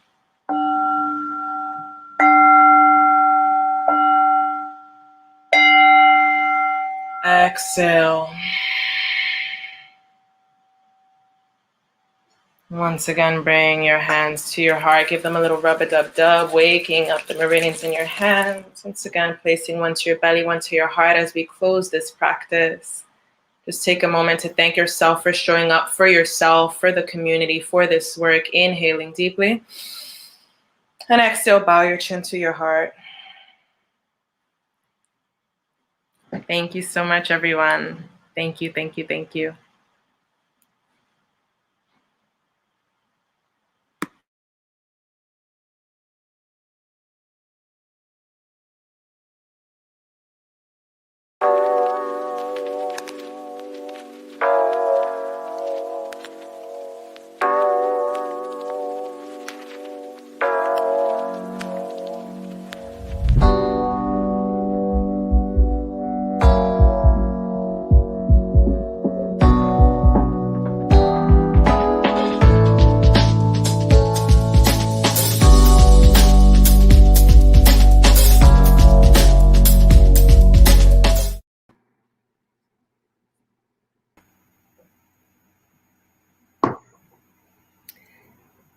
Hello.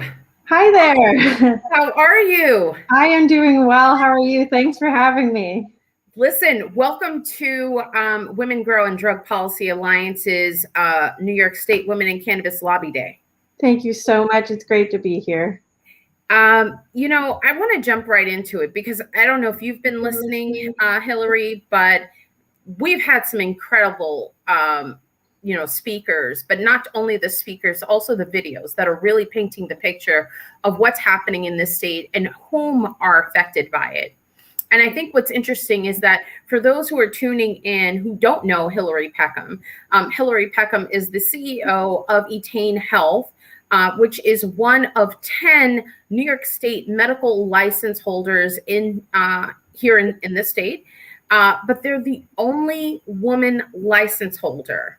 And you know, I'm honored that you're joining us today. I think that this is so important. I love that you're wearing Buy Weed from Women.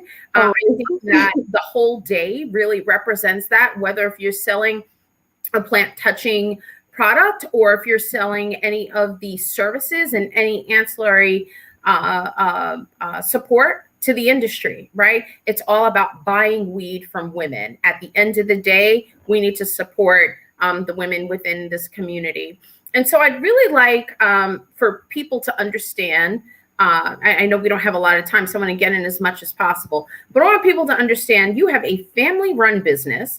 You're the only woman owned business in the state operating in New York. When did you all acquire your license? Yeah, so we actually, we were awarded our license through a competitive process in New York State in 2015. And then we were given about 5 or 6 months to get our cultivation and manufacturing up and running. And we started sales in January of 2016. And so when you think about, you know, where we are, right, in terms of the proposed legislation, where does that leave you all? Yeah, so right now there's a lot that's in flux and there's a lot of questions here. I think the push to legalize adult use marijuana is really a great one. I think that improving access to cannabis for people who need it and want it improves our ability to regulate it and improves health and safety. And simultaneously amending aspects of our criminal justice system, it definitely sounds like a big win on paper, and it's something we very strongly support. But I think there's a number of issues that impact the future of our business, and I think are applicable to any other women-owned business that are looking to participate. In particular, the governor's proposal states that there might be a competitive auction for the existing medical licensees in order for them to enter in their vertical structure into the adult use cannabis market. And an auction inherently means that individuals or entities with capital resources will be able to enter. And there isn't express designation or priority given to MWBEs or social equity licenses entering the medical space in the vertical capacity for those licenses. And as a result, you know, where that leaves Etain is we might have to sacrifice our ownership structure by taking on capital, because most capital is owned by male-led venture capitalists. And then we would lose our women-owned structure. And then the other aspect is that we might have to just jettison off portions of our business so that we can maintain a part of it. So particularly with the CRTA, we're in a really interesting situation where we don't know if there will be a future of our business. And it's one that, you know, leaves a lot of questions and definitely is keeping me up at night. Right, because you are a single state operator, correct? Correct, and as a small business as well, so we're about 5 employees. So as a small business, as a single state operator, and as a committed operator to being women-owned and women-led, our options for fundraising and capital raising are much different than a public company or one that has venture capital behind it. So we're not able to raise money on the stock market, et cetera. So it's a lot of challenges that we have as a small-owned business that you don't see anywhere else in the industry in New York in particular. Right. So you're up against basically your competition are the MSOs, which is the multi-state operators. And so I'm sure that proposes some challenges in terms of, as you stated, just more access to capital and just, access overall. So when we're talking about, this budget season now, how do you see the adult use market working in parallel with the medical program? Yeah, so I think that's a great question. And I think, the adult use market has serious potential to disrupt or end the medical market. And I think, from our background, we got interested in cannabis through the medical benefits that we see in patients. For me personally, I lost the use of my right leg for 2 years, and I saw how pain is mismanaged in the country with opioids, stimulants to keep me awake, etc. And really, cannabis is an industry that provides quality of life and to many patients across the state. So maintaining that, I think, is really important. I think in most states where you see adult use pass, the medical program becomes sort of either nothing or seriously in jeopardy. And so the way I think the best way to move forward, because there are medical benefits for this, and I think predominantly one that keeps people interested in the medical program would be economic benefits, so a lower tax rate, because particularly people who are needing this for medical treatment, they might be out of work, they might have restricted income, and they're not using this for adult use purposes per se. And so I think the most important thing would be that there's access across the state. And so that means that any dispensary that opens in this new program has the option to sell medical products, which isn't currently discussed. And in the MRTA, they proposed that instead of 4 dispensaries, we could have 8, which I think is a great starting point. But I really think that medical products being available statewide benefits the patients and also allows the dispensaries to serve that population.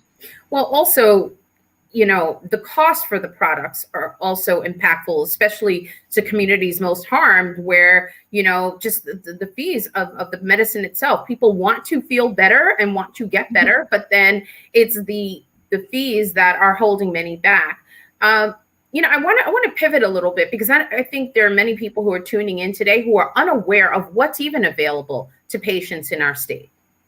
Yeah, so currently we have a wide variety of products. There's about 40 dispensaries statewide. We own 4 of them. Most of them are extract based. So we sell vaporizers. We create a water soluble powder that can mix with any liquid or be baked with or anything like that. There's tinctures. We also make a lozenge, which is like a hard lozenge that dissolves under your tongue, and some other products. We also sell ground flower for vaporization at our stores. And entry is like any sort of medical program. You have to find a doctor to get your certification, and then a dispensary nearby. Before I jump to the challenges, again, this is not only about lobbying, but it's also about educating. Can you please break down what is ground flower? Because someone who's tuning in is probably hearing that for the first time and we're unaware. Yes, so this is a regulatory requirement to grind this, but it is the bud of the plant, and it's ground in a way that it has to be under 5 millimeters in diameter. And what that allows it to do is it's very homogeneous. So whenever you're getting a dose, let's say that's a tablespoon, and you're putting that into a vaporizer, it's very consistent throughout the whole plant, which allows you to meter it in a medical application. So Hillary, tell me, what are some of the challenges women are facing in this industry today? Yeah, I think there's a lot of challenges. Predominantly, if you just look at the medical program, the inability for women to participate is a problem. And our ability to support other women-owned businesses has been limited, which is why we've created partnerships outside of the industry in New York, like with Buy Weed from Women. I think access to capital. Shout out, she's in New Jersey. So yeah, she's great. Access to capital is a huge barrier. But I think that having legislation that supports and promotes opportunities for women is really critical. And I think the MRTA does that. And so what advice, because today we have a number of people who are lobbying with us wherever they are across the state, what advice will you give to women who are looking at us today and saying, how do I get in? How do I become a part of this? Yeah, and this is a completely true story. My entry into the cannabis industry was through Women Grow, and finding a network of women who were like-minded and supported me in my journey and my family's journey was really critical. Making sure any business partner you take on aligns with your long-term goals, and if that's being women-owned, you need to say that up front. And then I think it's also really important for women to get a good understanding of the tax implications of being in cannabis and the finances, because I never intended to go into tax whatsoever, but it's become a huge function of my job. So I just think that's another thing you'll need to educate yourself on. And in leadership of your company, because oftentimes when you hear women owned, there are some misleading companies out there that are positioning themselves as women owned or women led. Yes. Tell us who your leadership is. Absolutely. So I think that's one of our successes. So not only are we women owned, but we are women led, and we're able to promote women across the company in different roles, bringing them back to the workforce after having children, et cetera. So about 70% of our management is female, and about 65% of our company is women. And I think that we've been able to do a really good job at hiring and promoting women in the industry, which is really unique, I think, not just in New York, but nationwide. And more importantly, who are people you're partnering with, right? And the reason why we're saying that is not only is it important to hire and to promote women within, but it's also important to partner with women-owned businesses and diverse women-owned businesses. Absolutely. And so it brings us back to Buy Weed for Women. Why was that an important partnership for you? And how does that correlate with what we're trying to do here in the state with the MRTA? Absolutely. Well, I think, it's really important for women to stand together and to support each other overall. And one of our missions, turning 5 years old, what we recreated our image, our new branding, et cetera, was finding ways to be creative within New York to support women-owned brands. And we've always supported Women Grow, and that's a partnership that I will always forever cherish, and I think is really important for us. And an amazing opportunity to support other women. But we also, with our flagship store in New York, we were able to start retailing health and wellness products and promoting other brands. And so we partnered with Buy Weed from Women, which is a Black women-owned business that sells streetwear with this kind of logo on it. And we created a holiday box together that also supported the New York Food Bank as well. And we've had a really wonderful relationship there, as well as in our store supporting local New York women-owned businesses. And I think that moving forward, it's really important for legislation to prioritize local and women-owned businesses. But for us, it's just core to who we are. It's how we do business and what we think is really important. Hillary, thank you so much for your time. We appreciate you joining us today. And if you're tuning in, make sure you are reaching out to our elected officials and telling them we need to legalize this right. We need to legalize it now. And we need to support the women in this industry. Hillary, thank you so much. Thanks so much for having me, Gia. Appreciate it. Back to you, Tanya.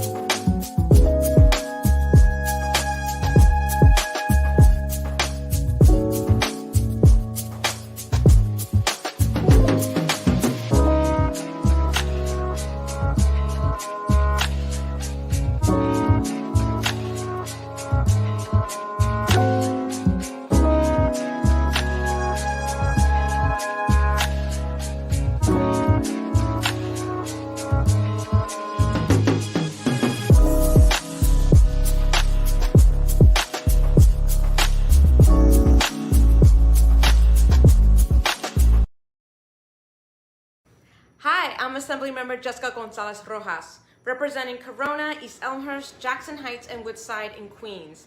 I use she, her, ella pronouns, and I'm a woman in support of legalizing cannabis. I'm a proud co-sponsor of the Marijuana Regulation and Taxation Act, and I join you today because as an intersectional social justice activist, I understand that this bill is a racial justice and gender justice issue. The war on drugs has resulted in mass criminalization of Black and brown folks for decades, and it has had a devastating impact on our families. As a mom, I'm ready to support the passage of this bill because we know that mandated reporter calls for marijuana use disproportionately targets Black parents and moms and can lead to surveillance and ongoing criminalization that can disrupt and separate our families. As a woman, I have witnessed how women and mothers have suffered the most from unemployment brought on by the COVID-19 pandemic. So we need jobs now more than ever to get our hardworking women back into the workforce. This bill would lead to jobs and desperately needed revenue at a time where our state is struggling the most. So I'm with you in this fight.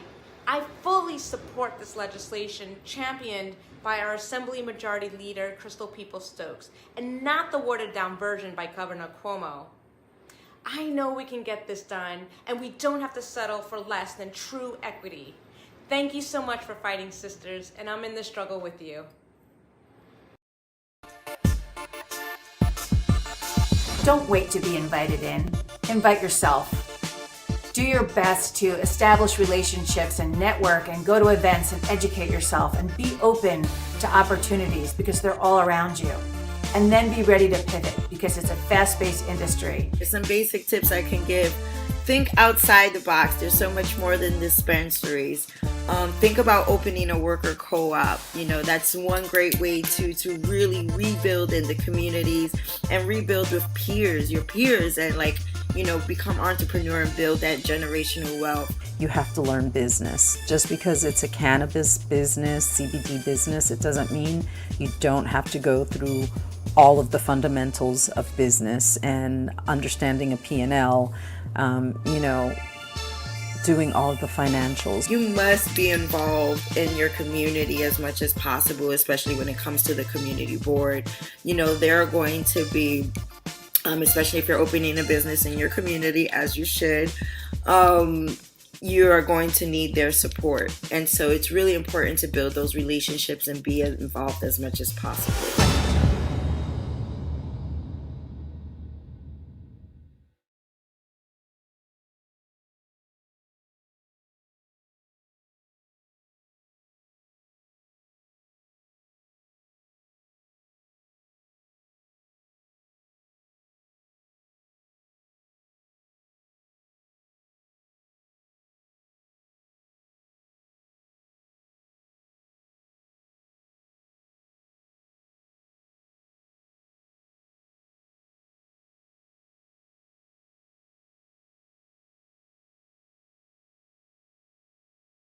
Oh, I'm muted. So I just saw my face there and I wasn't talking.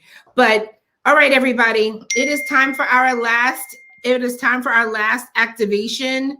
So we are going to get on the phones, get to tweeting, get to calling. Let's get it done.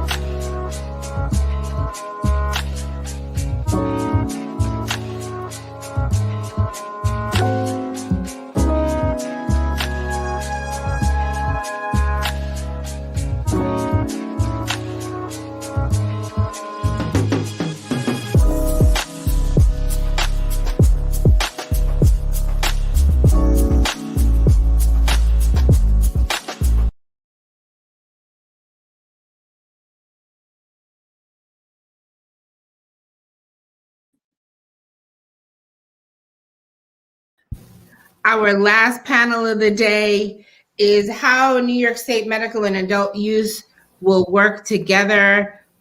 Please welcome our panelists, Colleen Myriad, Dr. June Chin, and Sharon Cannon was unable to be with us today. And then Nigist Abebe from the New York State Medical Cannabis Industry Associations. Take it away, ladies. Ooh, let me get out of here. Hey, Tanya. Hey, ladies. How's it going today? Hey, Colleen. How are you? Good. Hi, Colleen. Dr. Hi, Chin, it's great to meet you too. Hi, Nagiste. How are you today? Good. How are you doing? Pretty good. I So think this excited is to be here.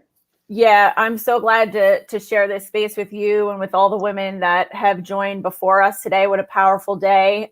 Women Grow is such an impactful institution. You know, I've been in the cannabis space here in New York for 6 years, and my first foray into the industry was at a Women Grow meeting. And it's such a powerful community. So for everyone that's watching, you know, please log in and join Women Grow. There's so many resources, and this is such a great community. So I think it's really been powerful, and hopefully everyone's been making those calls today. So I'd like to just kind of go around the room really briefly for the people who are watching. If they don't know who each of you are, if you might just take a minute and give some background on yourself and what you're currently doing. And we'll start with Dr. June Chin. Hi, good afternoon, everyone. So I'm a physician. I'm an integrative physician, an integrative cannabis physician.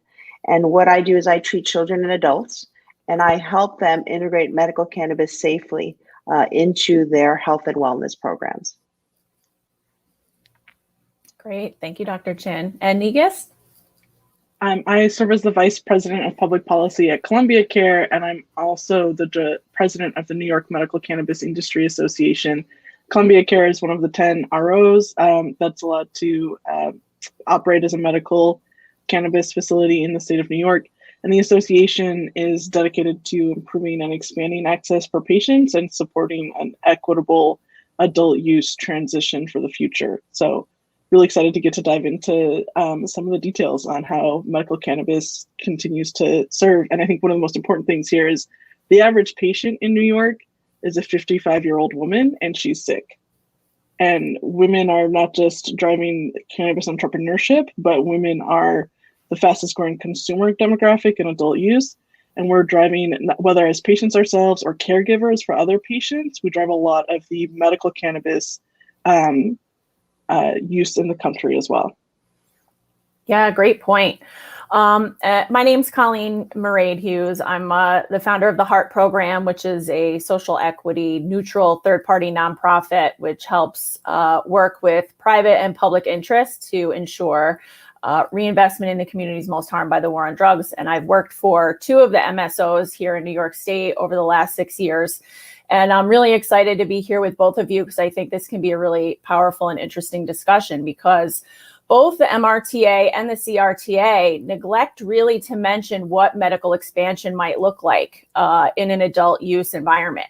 And I think a lot of us patients in the medical cannabis program are a little concerned that either A, we'll be paying too much in taxes for our medicine, or that, you know, the adult use program might overshadow the medical program, as we've seen sort of in the early days in Colorado. You know, the medical program's kind of shriveled up because there was broader access to all these other products.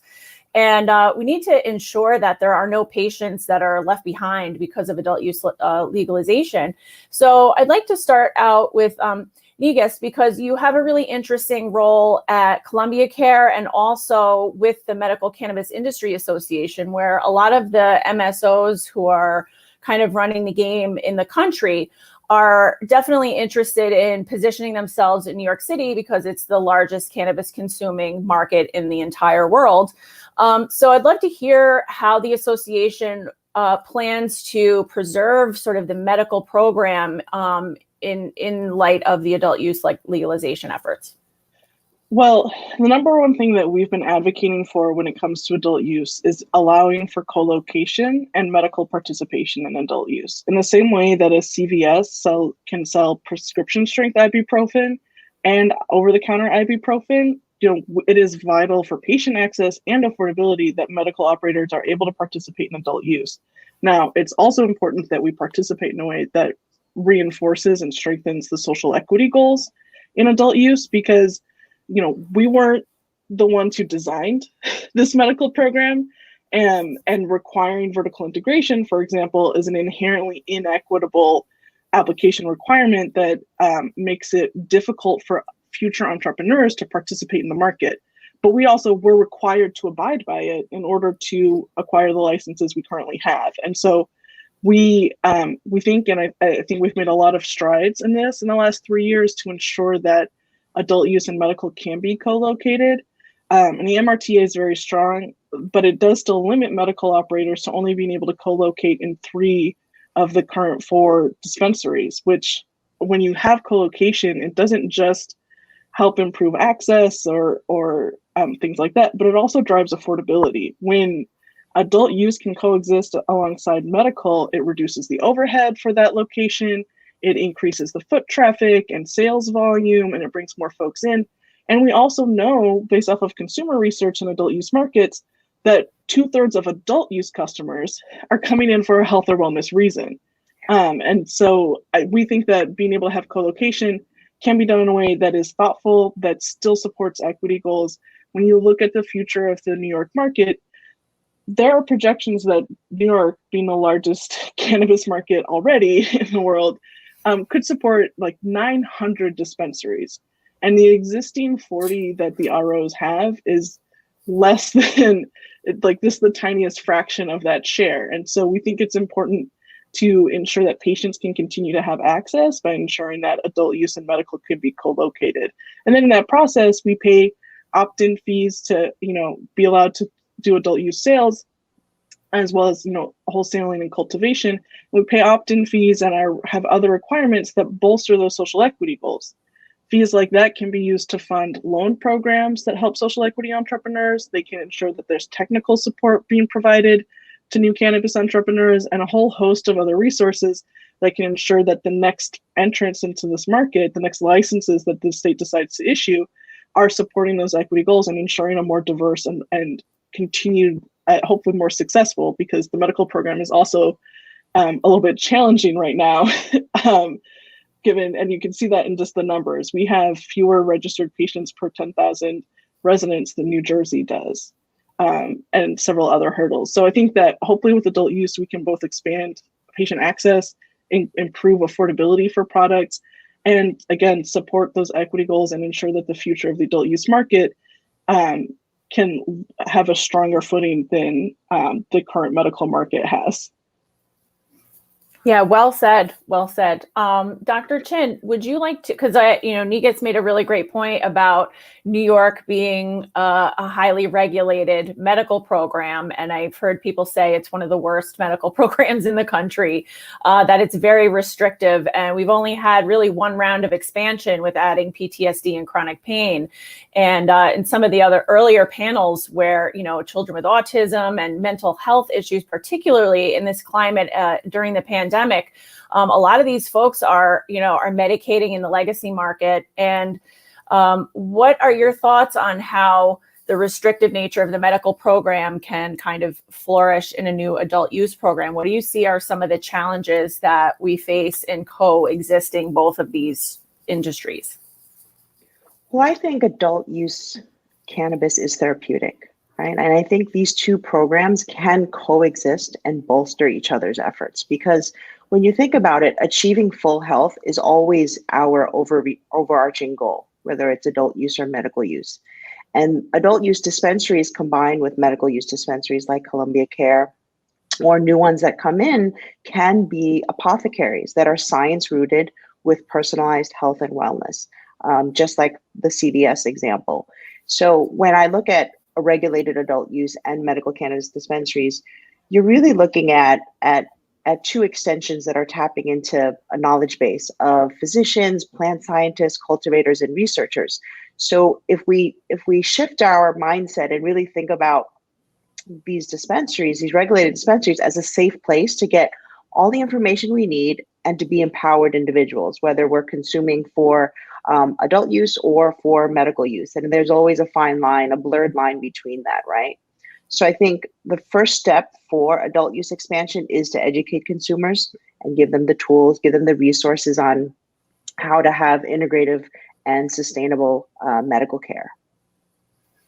Great. Thank you for that. I think, as women in the space, we have an opportunity like we are today, and this whole day has been set up to add our voices to the conversation, because a lot of the problems that we've encountered in society are set up by these old archaic structures.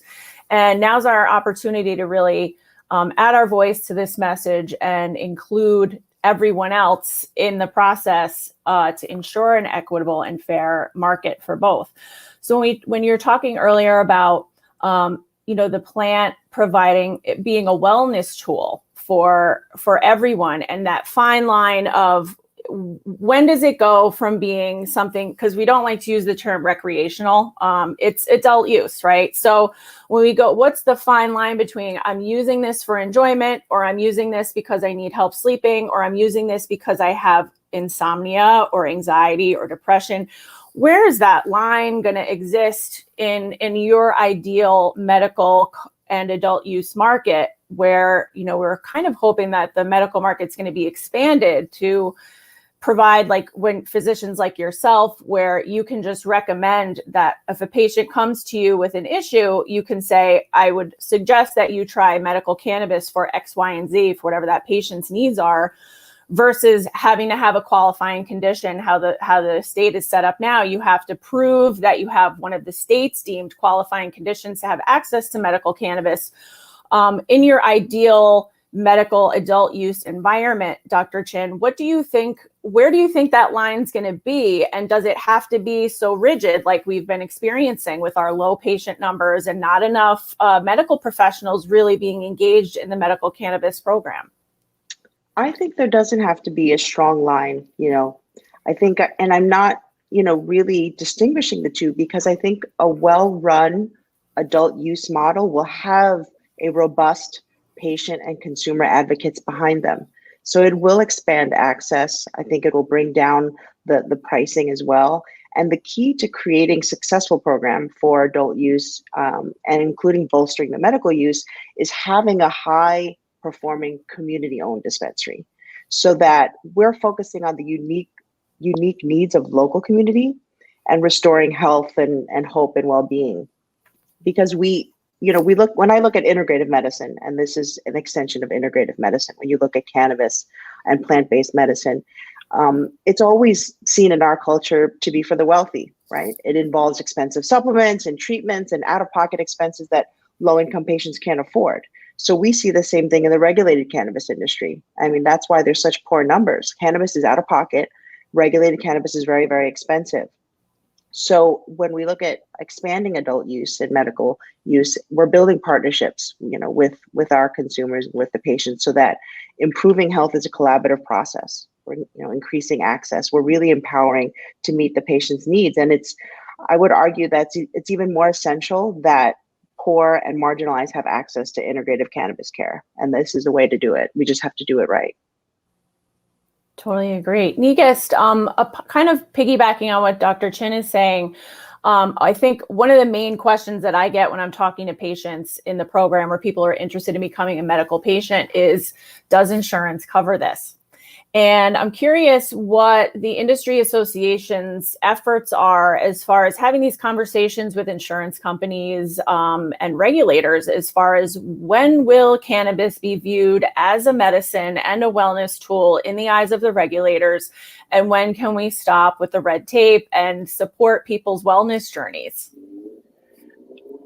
I think there are a few things that can be done and that I hope we can see done.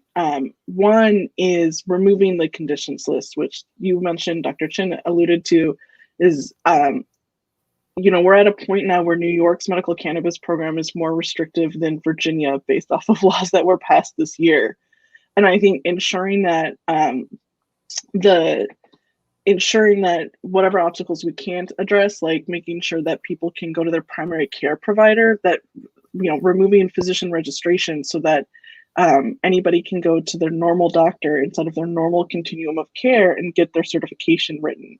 There are other things that are limited because of the federal prohibition, though. And so there are things that we need to see federal normalization come.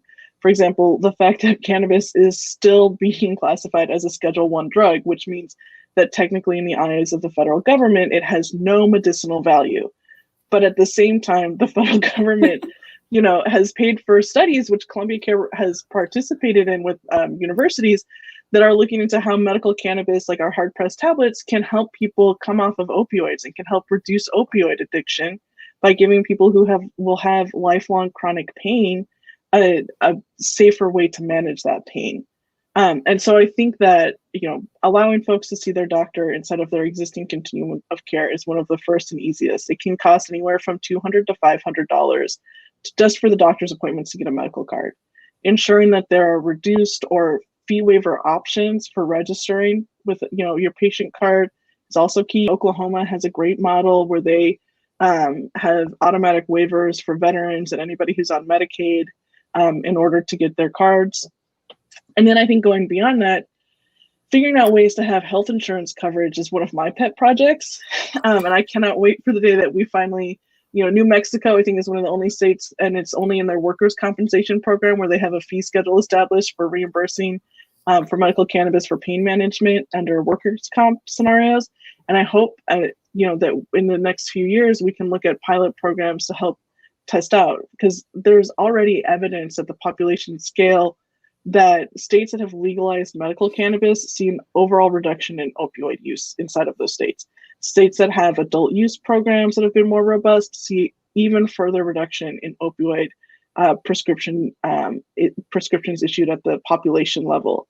And so I think it's pretty clear that folks are turning to cannabis. And I mentioned before that 2/3 of adults who come into even an adult use dispensary are coming in for a health or wellness reason. And the top 3 reasons are insomnia, anxiety, and pain management. There's research that came out during the pandemic about parents who are substituting cannabis for alcohol because it's more effective for managing anxiety and sleep, and it has fewer negative consequences on their overall health. And I think that we're going to continue to see, I hope, more research and more policy changes that will allow us to start having some of these pilot programs and figuring some of that out. But until we see federal normalization happen at some level, states will be limited in how much they can change that, because that Schedule I classification makes it really hard to do even reasonable and responsible research on cannabis at this point in time.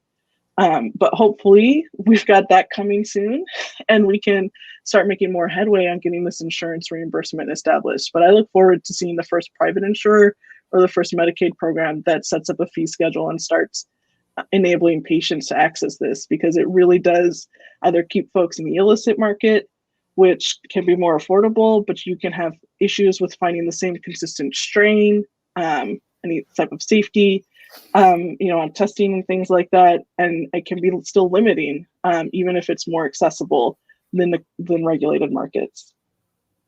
Ooh, so many things to unpack in what you just said. I don't think we have enough time for all of that, but I think the overarching issue of the day is that there's such a lack of education that it's our job, and this is what the whole goal of today is, really educating our elected officials on passing these legislative policies that can encompass what the people's needs are. So one of the things you said, Negus, that I'd like Dr. Chin to kind of touch on is, I have 2 questions for you now, Dr. Chin. One is, Negus mentioned the veteran community.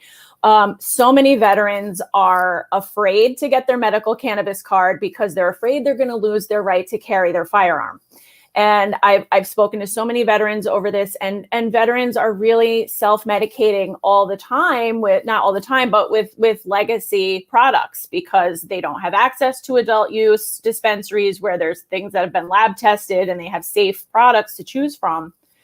When we're talking about policy, and again, like what I was saying, that fine line between adult use and medical, particularly with the veteran community, on the side of having them kind of come out of the closet about their cannabis use.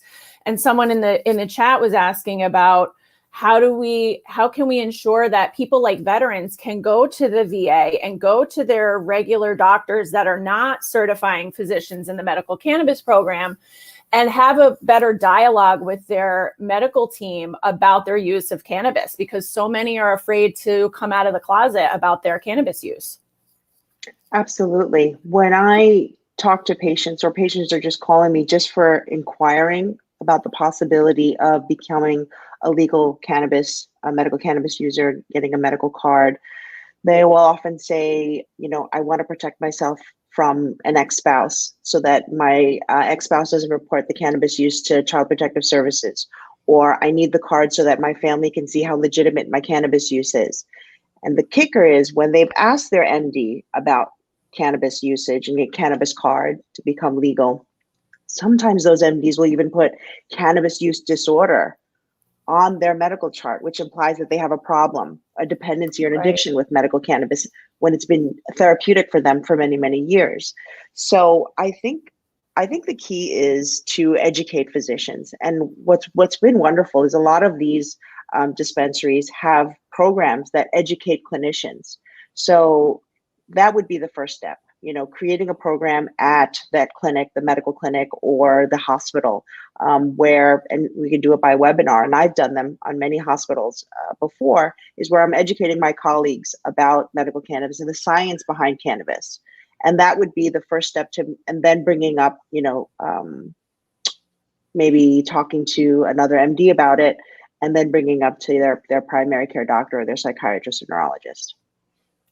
Great. And part of this goes into the second part of the question is, you've been practicing cannabis medicine for a lot longer than most other medical practitioners that I've been had the pleasure of meeting. And a lot of the times when we broach these questions with our medical practitioners, they don't know enough about cannabis, so they automatically shut it down.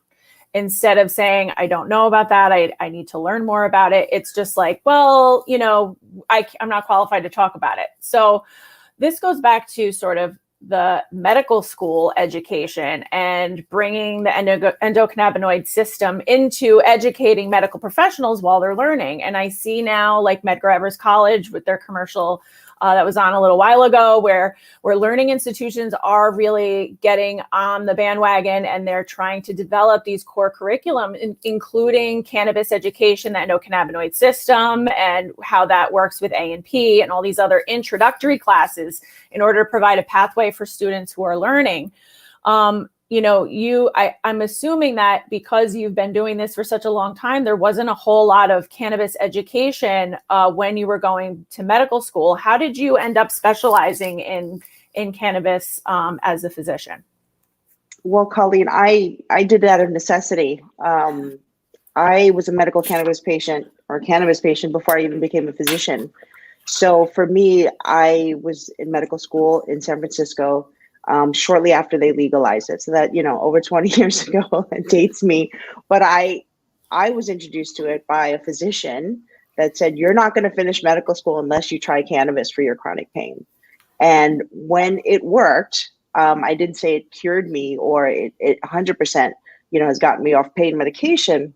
But the fact that it worked and decreased my pain medication by 80%, I dedicated my career to integrating medical cannabis and helping patients do it safely, because I thought, well, what the heck? How come other doctors don't know about this? How come I'm this medical student in tremendous pain, wearing this back brace, trying to figure things out, and I have all these doctors in front of me? I mean, that was the kicker. I was working in the hospital. I had hundreds of physicians at my disposal, but no one could tell me what medical cannabis was. It was only the HIV and AIDS patients that were using it, or only the patients that were dying, that were in palliative care. And so when I started to integrate it and learn about it, I started finding out there was this whole science behind it that we didn't learn in medical school. But you're right, things have changed. There's a master's program at the University of Maryland. There are medical students that are incorporating it, a seminar about it here and there, but it is at least a start. I think it's going to be a slow start. I see pharma getting into it. I am optimistic. I think that things will eventually shift. It's just a lot slower than we hoped. Totally agree. And I see Kimber's comment being highlighted on the screen now. And Kimber, thanks so much for sharing your story in the previous segment. So many ladies that have been on today have mentioned how they are patients in the program. And I think myself included, and thank you, Dr. Chin, you've been an amazing resource for helping me with my chronic pain. I think that this is such a wonderful forum for all of us who have had these experiences and this incredible suffering and incredible hardships, where we see that this plant that grows all over the world, that belongs to everybody.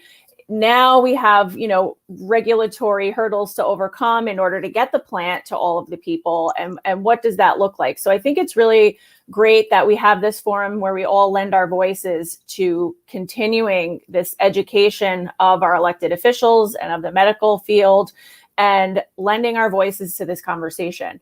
I think it's been really, really critical, and I'm really grateful that, I've been able to talk with the two of you today. This has been a really powerful conversation. And I think one more, I know I've seen some other sort of questions where we've learned from things like in Colorado, where some of the medical side kind of falls by the wayside with the opening of adult use markets, is sort of like the taxation, or like the THC tax that a lot of states are talking about having, where the higher the milligrams of THC in a medical product, the higher the tax rate. And I know in some states, the medical tax rate is less because it's a medical patient. And so we have these like interesting things to navigate, where we don't want medical patients to be costed out of the program because maybe someone needs 1,000 milligrams a day to treat their issue. What do you see as like sort of the ideal framework for the medical program to keep patients engaged and keeping them on the medical side? I think there are two core things on some of that. One is the potency tax that's being proposed for adult use would still not apply to medical products. There's still, I believe, like a 7% tax on medical cannabis products, but I would hope that we could start treating medical cannabis the way New York treats other prescription drugs, which is to not tax them at all, as well as over-the-counter health products like, Tylenol or cough syrup. So I would, one, hope that we'll keep the medical tax at the 7%, which is much lower than what's being proposed for adult use. But I think the future should still be to completely untax medical products. And then the other element here is ensuring that that co-location and that ability to participate, because that helps drive down the overall supply chain costs of the entire of products and the rents that you're paying for the dispensary and all of that, and it helps improve patient access. And then lastly, again, continuing to fight for ways to make sure that the doctor's appointments to get your medical card are being covered by insurance and are within the normal continuum of care for patients, so that it is not an additional or unexpected expense, but is part of your ongoing medical care process and is covered just like a normal doctor's appointment would be covered. Thank you. And Dr. Chin, I know I get this question also a lot. I'm sure this is specific to each practice, but does insurance cover a patient's consult with a medical cannabis physician? If so, if I was coming to you to find out if I qualify for the program or to see if cannabis would work for me, does insurance cover those consults with their physician? So yes, if your physician, if that's already in your plan, your primary care doctor, your pain specialist, your neurologist, your psychiatrist, already in your plan, they can absolutely certify you and guide you and bill it under insurance, 100%. If you have an HSA, health savings account, flexible savings account, you can actually submit your super bill, your invoice for reimbursement for the cannabis medicine, as well as the visit if you've paid out-of-pocket costs. That's why I encourage more and more physicians, nurse practitioners to certify patients, because why make the patient disrupt their continuity of care and go to another patient? When patients come to see me, I always actually go back to their original MD and I say, hey, let's work together, because I don't want to be outside looking in. I would love to collaborate with your psychiatrist. I would love to collaborate with your neurologist. If it's a child, I would collaborate sometimes with the physical therapist, the occupational therapist, the speech therapist to make sure that we're all working in an integrative manner. So it would make so much sense if more physicians and nurse practitioners would just certify patients under their care already. Thank you so much, Dr. Chin, for leading by example, because I think, we would all be so lucky to have a medical practitioner such as yourself, who's really compassionate and wants to improve patient outcomes, and you work together with all of the other healthcare folks that are assisting your patients. I think it's very rare in this day and age of medical records and, everyone's being overworked. I think that, this is such an asset to everyone in New York State, and you're in California also, right? So, thank you for practicing and bringing your compassion and your knowledge to the folks here in New York State. How can people find you if they're interested in either booking an appointment or learning more of if medical cannabis applies to them or not? I practice in New York and Connecticut, so my website is drjunechin.com. Great. And Negus, how can people get in touch with you or learn more about the New York City Medical Cannabis Industry Association? You can Google us, and we're up online. I think it's Protect Medmar NY, and that's also our handle on Twitter. And we'll be posting different updates. And in the theme of lobbying, we have action alerts going out this week to continue to advocate for passage of adult use this week as these conversations keep heating up. So thank you all, and especially just thank you so much to Women Grow for continuing to host these kinds of events. I think the whole cannabis industry and cannabis community is better off because of groups like Women Grow that facilitate these conversations. So thank you so much. Definitely. Thank you guys for joining today. I hope everyone learned a lot from this conversation, and let's throw it back to Tanya and the Cannadiva team. Thanks so much, everyone. Hey, everybody. Thank you so much. That was a fantastic panel. Thank you, Colleen. Thank you, Dr. Chin. Thank you, Nigist, for really shining a light on how we really need the medical program to thrive in addition to the AU program, and really talking to patients about how to be their own best advocate for their care. Thank you so much. I appreciate you all. Well, hello, I'm Assemblyman Dick Gottfried. I chair the Health Committee in the Assembly, and I want to thank everybody who's involved in the Women in Cannabis effort. We've been so close to getting adult use in New York for 2 or 3 years now. Hopefully this is the year we can get it across the finish line. It's, I don't like it when people say, oh, this will help generate revenue to balance the budget. It's probably not going to produce revenue for a couple of years, and there will be a couple of zeros missing from it being enough money to balance any budget. The reason for doing this is to get the criminal justice system out of the business of enforcing marijuana prohibition. It's a broken system. It damages lives. And it serves no legitimate public purpose. We're also working to strengthen the medical marijuana program at the same time. And, these are issues that are important to every New Yorker. They're certainly important to the women of New York because every time the criminal justice system ruins somebody's life, whether that person is male or female, there are any number of women whose lives are dragged into trouble as a result. So thanks for this effort. We really need to get this done this year. We've got to be doing everything we can to make sure that everyone in the legislature and the governor understands that this is a priority. We've got to get it done. Thanks.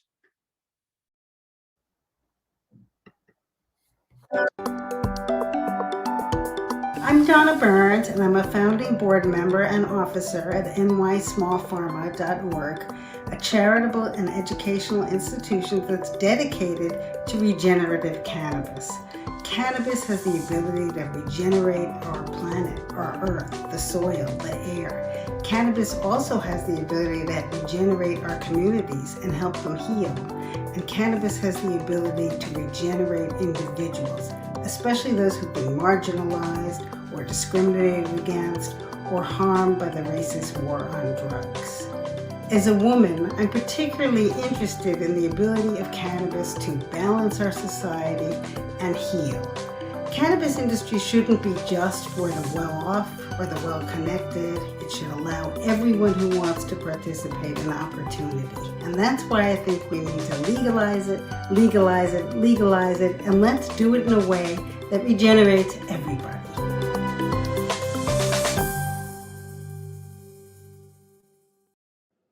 Hi everyone, I'm Senator Jeremy Cooney representing the Greater Rochester area.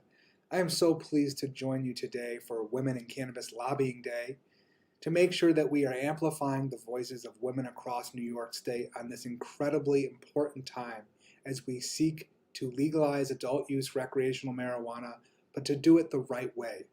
I am proud to serve as the co-chair along with our Assembly Majority Leader Crystal Peoples-Stokes of the Marijuana Task Force in the Black, Puerto Rican, Hispanic, and Asian Caucus. I'm also proud to be a co-sponsor of the MRTA legislation in the New York State Senate, held by my friend and colleague, Senator Krueger. We must remember the impact that unjust marijuana laws and the war on drugs have had on women across New York State. From Rochester to Rockland County, we know that women have been traumatized by this war, making sure that we are destroying families and ripping people apart. That's not who we are as New Yorkers. And the MRTA has a way to fix that, because we are going to reinvest in communities the right way and tie it to revenue so that we can maximize the opportunity for women and families across New York State. We're also going to make sure that we roll back these unjust penal codes so that we are not victimizing and re-victimizing and locking up more of our neighbors due to a unjust, untrue, and outdated system. We can do better, and it starts with passing the MRTA. And I want to thank the Drug Policy Alliance and Women Grow for inviting me here today. I'm with you in your fight and look forward to celebrating our success soon. Thank you. My name is Colleen Mairead Hughes, and I'm the founder of the HEART program, which is a 360-degree support service and nonprofit workforce development program focused on reinvesting in communities most harmed by the war on drugs. If New York State had a fair and equitable adult use program, the HEART program would be able to facilitate many things, including the expungement of records for convicted offenders, provide holistic health services, technical skills and training, on-the-job training, job placement, entrepreneurial programming at no cost to the individual. The HEART program needs adult use legalization now because we can begin to address the societal damages done by laws that target people of color. The HEART program is a pathway back to thriving local economies, which were disproportionately impacted by the unjust war on drugs. As a woman in cannabis, I'm here to help make it right, make it just, and to do it with heart. Hello, I am Inez E. Dickens, New York State Assemblywoman representing the 70th Assembly District of Harlem, Little of West Harlem, Little of East Harlem, and Little of Washington Heights. Living my life in Central Harlem and serving my community in an elected capacity, I have witnessed the perpetual arrests of young men and women for carrying small quantities of marijuana on their person. These so-called quality of life arrests not only traumatized Harlem residents with the horrific incarceration experiences, but also branded them unnecessary stigmas of arrest records that hindered their opportunities for higher education and good, viable employment. The passage of marijuana legislation is long overdue. And outside of discontinuing these unnecessary arrests, it also creates avenues for small and small business entrepreneurs to take advantage of sorely needed resources. This legislation must contain an economic development caveat for members of our communities, the Black and brown communities, and not solely for the large pharmaceutical companies and big businesses that have already begun to establish marijuana dispensaries around the state in anticipation of the passing of this legislation. Assembly Majority Leader Crystal Peoples-Stokes has put through a bill that will address this issue of having a fair economic opportunity for our communities. I look forward to voting yes when this legislation is presented for vote on the Assembly Chamber's floor. Thank you. Thank you. Again, this is Assemblywoman Inez E. Dickens saying that we work together, the state works together, and we succeed together. Hey, it's me again. Listen, we've been at this now for 3 hours and we are coming to a close. I just want to say thank you so much to everyone who has been engaging, the people in the chat, the people on Facebook, the people on Instagram, the people on Facebook, the people on YouTube, the people on Periscope, because we're on Twitter too. Thank you so much for engaging with us during the day, for getting out there. I saw a lot of people tweeting and posting. I appreciate you. And this is the type of momentum that we're going to continue. I mean, this is just our lobby day today, but we need to continue to have those call to actions in our own communities. In general, if you feel like you've ever run into a challenge with your medical professional, now it's time to make sure that we push for adult use legalization. If you're a parent and are worried about your child getting stopped, I have a 14-year-old son. It concerns me. So again, we are pushing the MRTA. This is the legislation that we want passed. And again, we thank you so much for being with us. I'm going to replay our original community video just so you know the faces of New York State Cannabis. And then I'm going to bring on Melissa and Gia to wrap us out for the night. Thanks again. Thank you. Follow us at the Cannadiva. Just want to give a little shameless plug there for the Cannadiva. And thank you, Women Grow, for always doing the right thing and supporting women in cannabis all the time. Thanks again. I'm an entrepreneur, an advocate, and a proud member of the New York State cannabis community.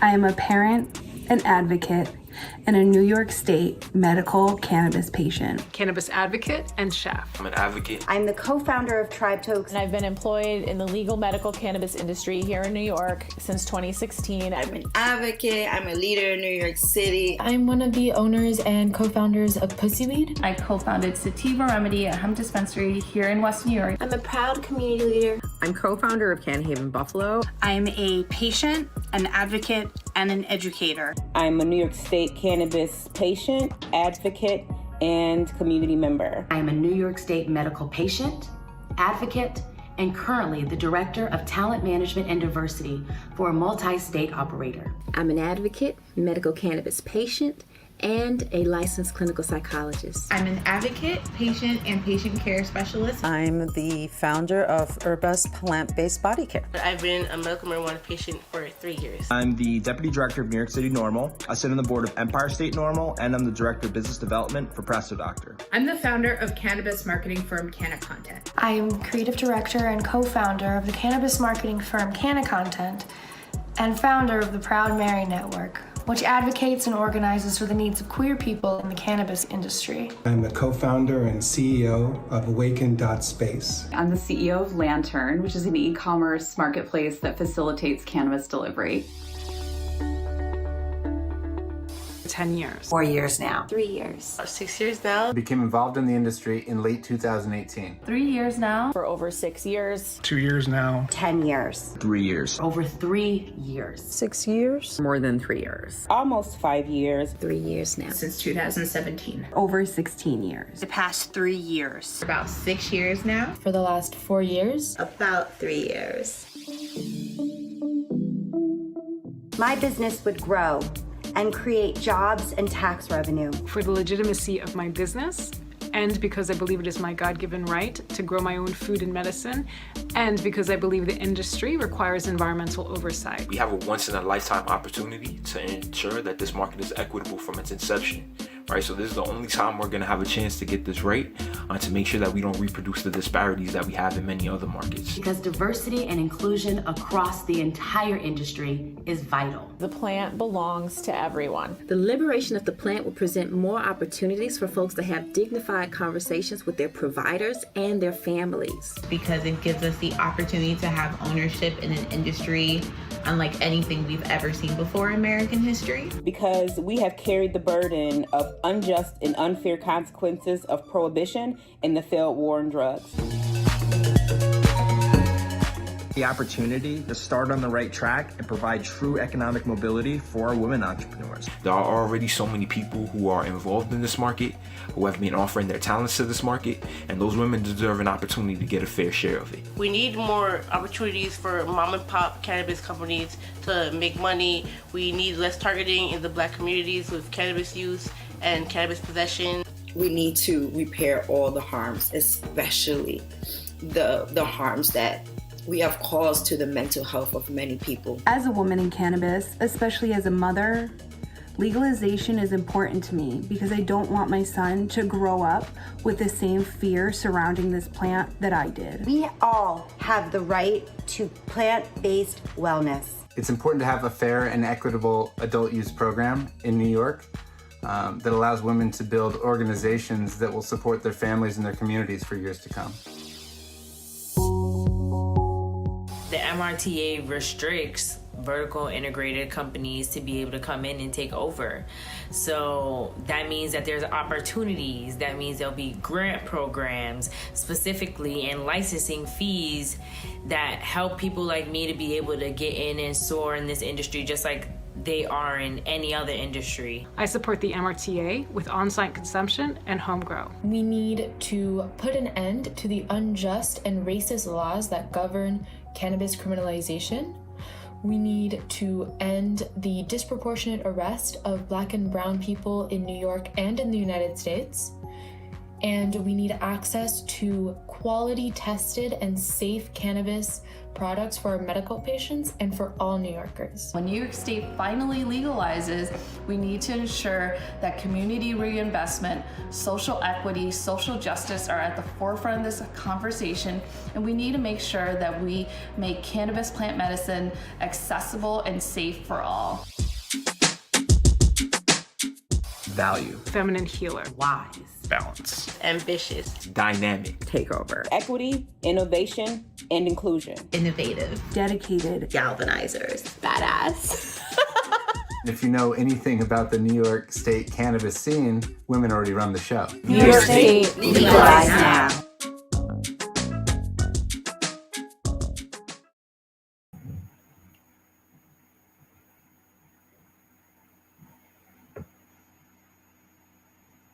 Melissa. Gia. Melissa. Gia, we are here. Melissa, So I'm going to go off script for a minute. And I'm not typically a teary-eyed person because I am born and bred and raised here in New York City, in Brooklyn, New York. I always represent Brooklyn everywhere I go. My mother was born in Brooklyn. My family is from here. So when I think about legalization and what's happened here, it's personal. I'm a child of the 70s. I'm a child of the 80s. I have seen what has impacted my city. I have seen what it has impacted my community. I'm a Black woman. Yes, I have Latina. I represent my Boricuas as well, but I'm a Black woman first when you see me. And so when we're doing this work, Melissa, it's not just about the business of it. It's personal. It has impacted our families. So I have goosebumps because I'm so proud of the work and the strides that we've made to get here. But I know we've got further to go. But I am so proud of the people who showed up and represented today. I don't need to reinforce because this is going to replay. So anyone that needs that motivation on why they should be making those phone calls, listen to those voices. Melissa, when did I reach out to you? When did we start having this conversation? November. That's right. The way that we have been building toward this moment. We've been talking about this. Anyone that is tuning in, we have been talking about this since October, November. We knew this was coming. This has been in the planning stages, and we knew we had to show up virtually. But how were we going to do it? How were we going to have all of these voices heard? So if you think this is something that happened like last year in 24 hours, how we pivoted, no, we knew. When you stay ready, you don't have to get ready. And we are ready. We want this MRTA to pass. We've been talking about it since 2013, yet Black people and brown people are still arrested. Mothers are still getting their children taken away. This is about human beings.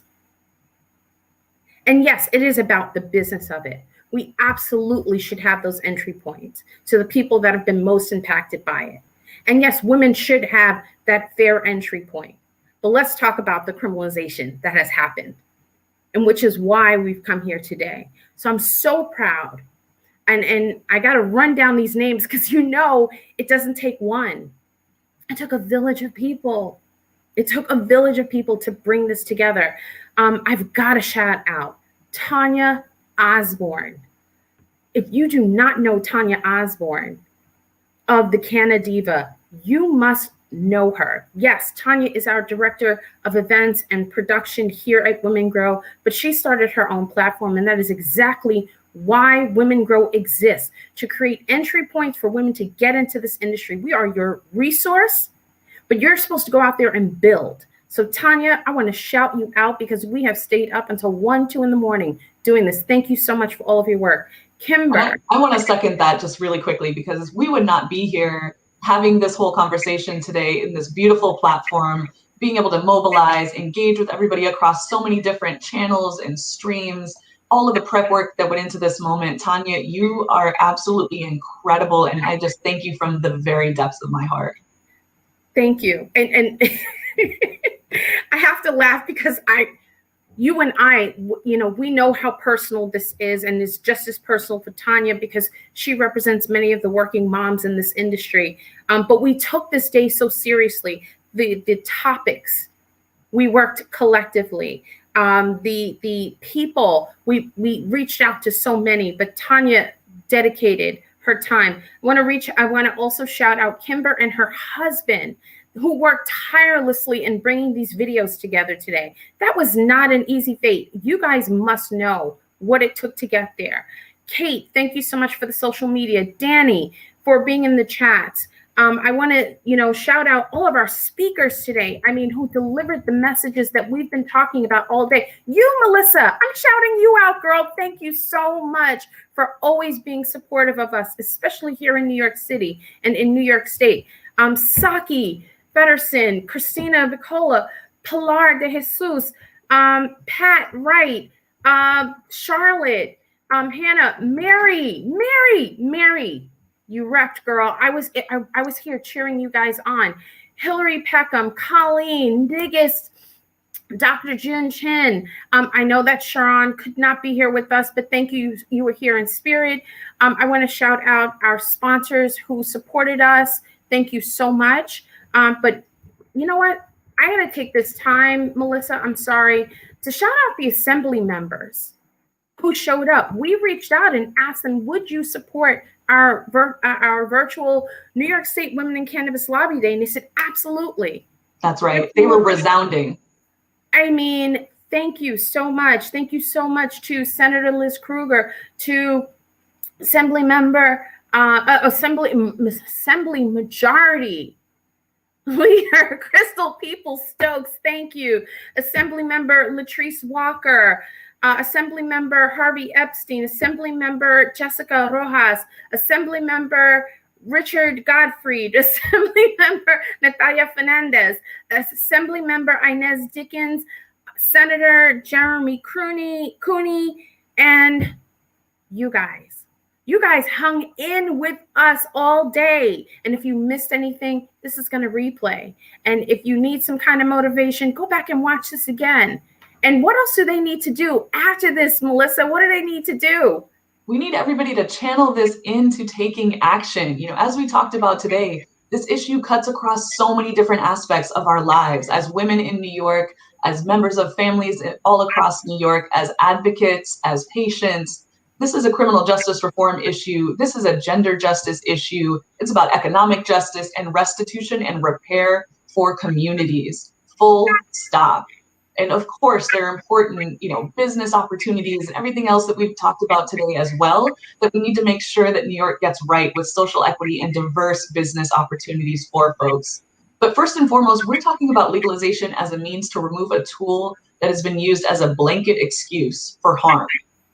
And that ends now. That ends today. And that ends with us raising our voices in this pivotal moment to get legalization across the finish line the right way in New York. So this whole lobby day, this whole day of action on International Women's Day, on Women in Cannabis Day, is about driving our collective voices into the legislature, into the governor's office, and telling them very clearly that we will accept nothing less than marijuana justice in New York. Nothing less. Nothing less. And that Not we just for want New York City, but for New York State. That's right.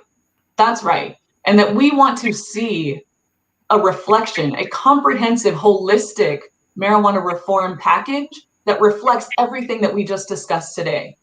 And so to do that, we need everybody to continue to raise your voices. We need you to make those calls in to elected officials' offices, especially Senate Leader Andrea Stewart-Cousins, especially Assembly Speaker Carl Heastie. They are the ones who can carry this message over the finish line. And of course, into the members. We saw many of them speaking today. They understand this issue, and we need to make sure that they know that we have their back. That's what this whole thing is about. Electeds follow where the people lead them. And as Majority Leader People-Stokes said in her opening greeting to us today, this is the time for us to put on the pressure. This is a time for us to ramp it up, to make sure that our voices are out there and communicating very clearly that we need this to pass right now. There's a lot of distractions happening in Albany in this moment. We stay focused, we stay clear, and we get it done. Laser focused. Laser focus. I didn't shout out Jackie. Jackie, thank you so much because you did so much behind the scenes. Absolutely. Let's remain focused. Let's stay focused. Keep sending those tweets. Keep sending those emails. Keep making those phone calls. Not just today. That's why the repeat will be up so that you can continue to make those phone calls daily. This thing doesn't pass until April 1st. That's right. Can't stop, won't stop. That's right. Can't stop, won't stop. We gotta go. We have to go. And so this is why we did it this way, so that it is a constant reminder to you wherever you are. This is replaying on Facebook. This is replaying on YouTube. So don't give up. Share it with your friends. Let other people know. If people weren't able to make it to today's conversation, that's fine. The recording's there. Share it out with them. Share the links. Make sure they have the quick action tool to make those calls, communicate with our elected officials so that we make this happen in New York. And so what we're going to do is we're actually going to continue this conversation on the Women Grow Instagram Live. If you missed any of this and you want to get some of those contacts, I've asked some of the speakers today to join me, because typically on a Monday at noon, as you know, we have C-suite conversations. But today is New York State Women in Cannabis Lobby Day and International Women's Day. So we're going to have a special segment of that on our platform to keep this conversation going. And if you're in another state that's watching us and this is motivating you, hopefully we're providing you some tools on what to do in your city and state. But right now we're focused on New York State, because right now we're applying that pressure. The time is now. Thank you, Melissa and Tanya. I have to publicly thank you for dealing with my crazy. I know it has been months, but this has been so important. I just have to put so much shine back on you, because to have you as a partner in this fight, to be building together, to have your brilliance and your genius, I just can't even put it into words. So we're gonna get this done. Absolutely, love you, girl. Thank you to everyone. Tanya, I think we got to turn it back to you. We got a closing video. I mean, the show won't stop. That's right. Take care. Yes, everyone. Thank you so much for joining us. We are wrapping it up. We have one final little video clip and then we are out of here. Remember, follow Women Grow, follow Drug Policy Alliance, follow the speakers. This will be on replay, so you will be able to see it again. Follow the Canadiva. And again, tweet your legislators, tweet your assembly people, tweet the governor, tweet the assembly leaders, and let them know that we want adult use legalization done the right way, and the right way is the MRTA. Thank you so much, everyone. Have a great one. And as we play our last one, stay lifted, everybody. We love you.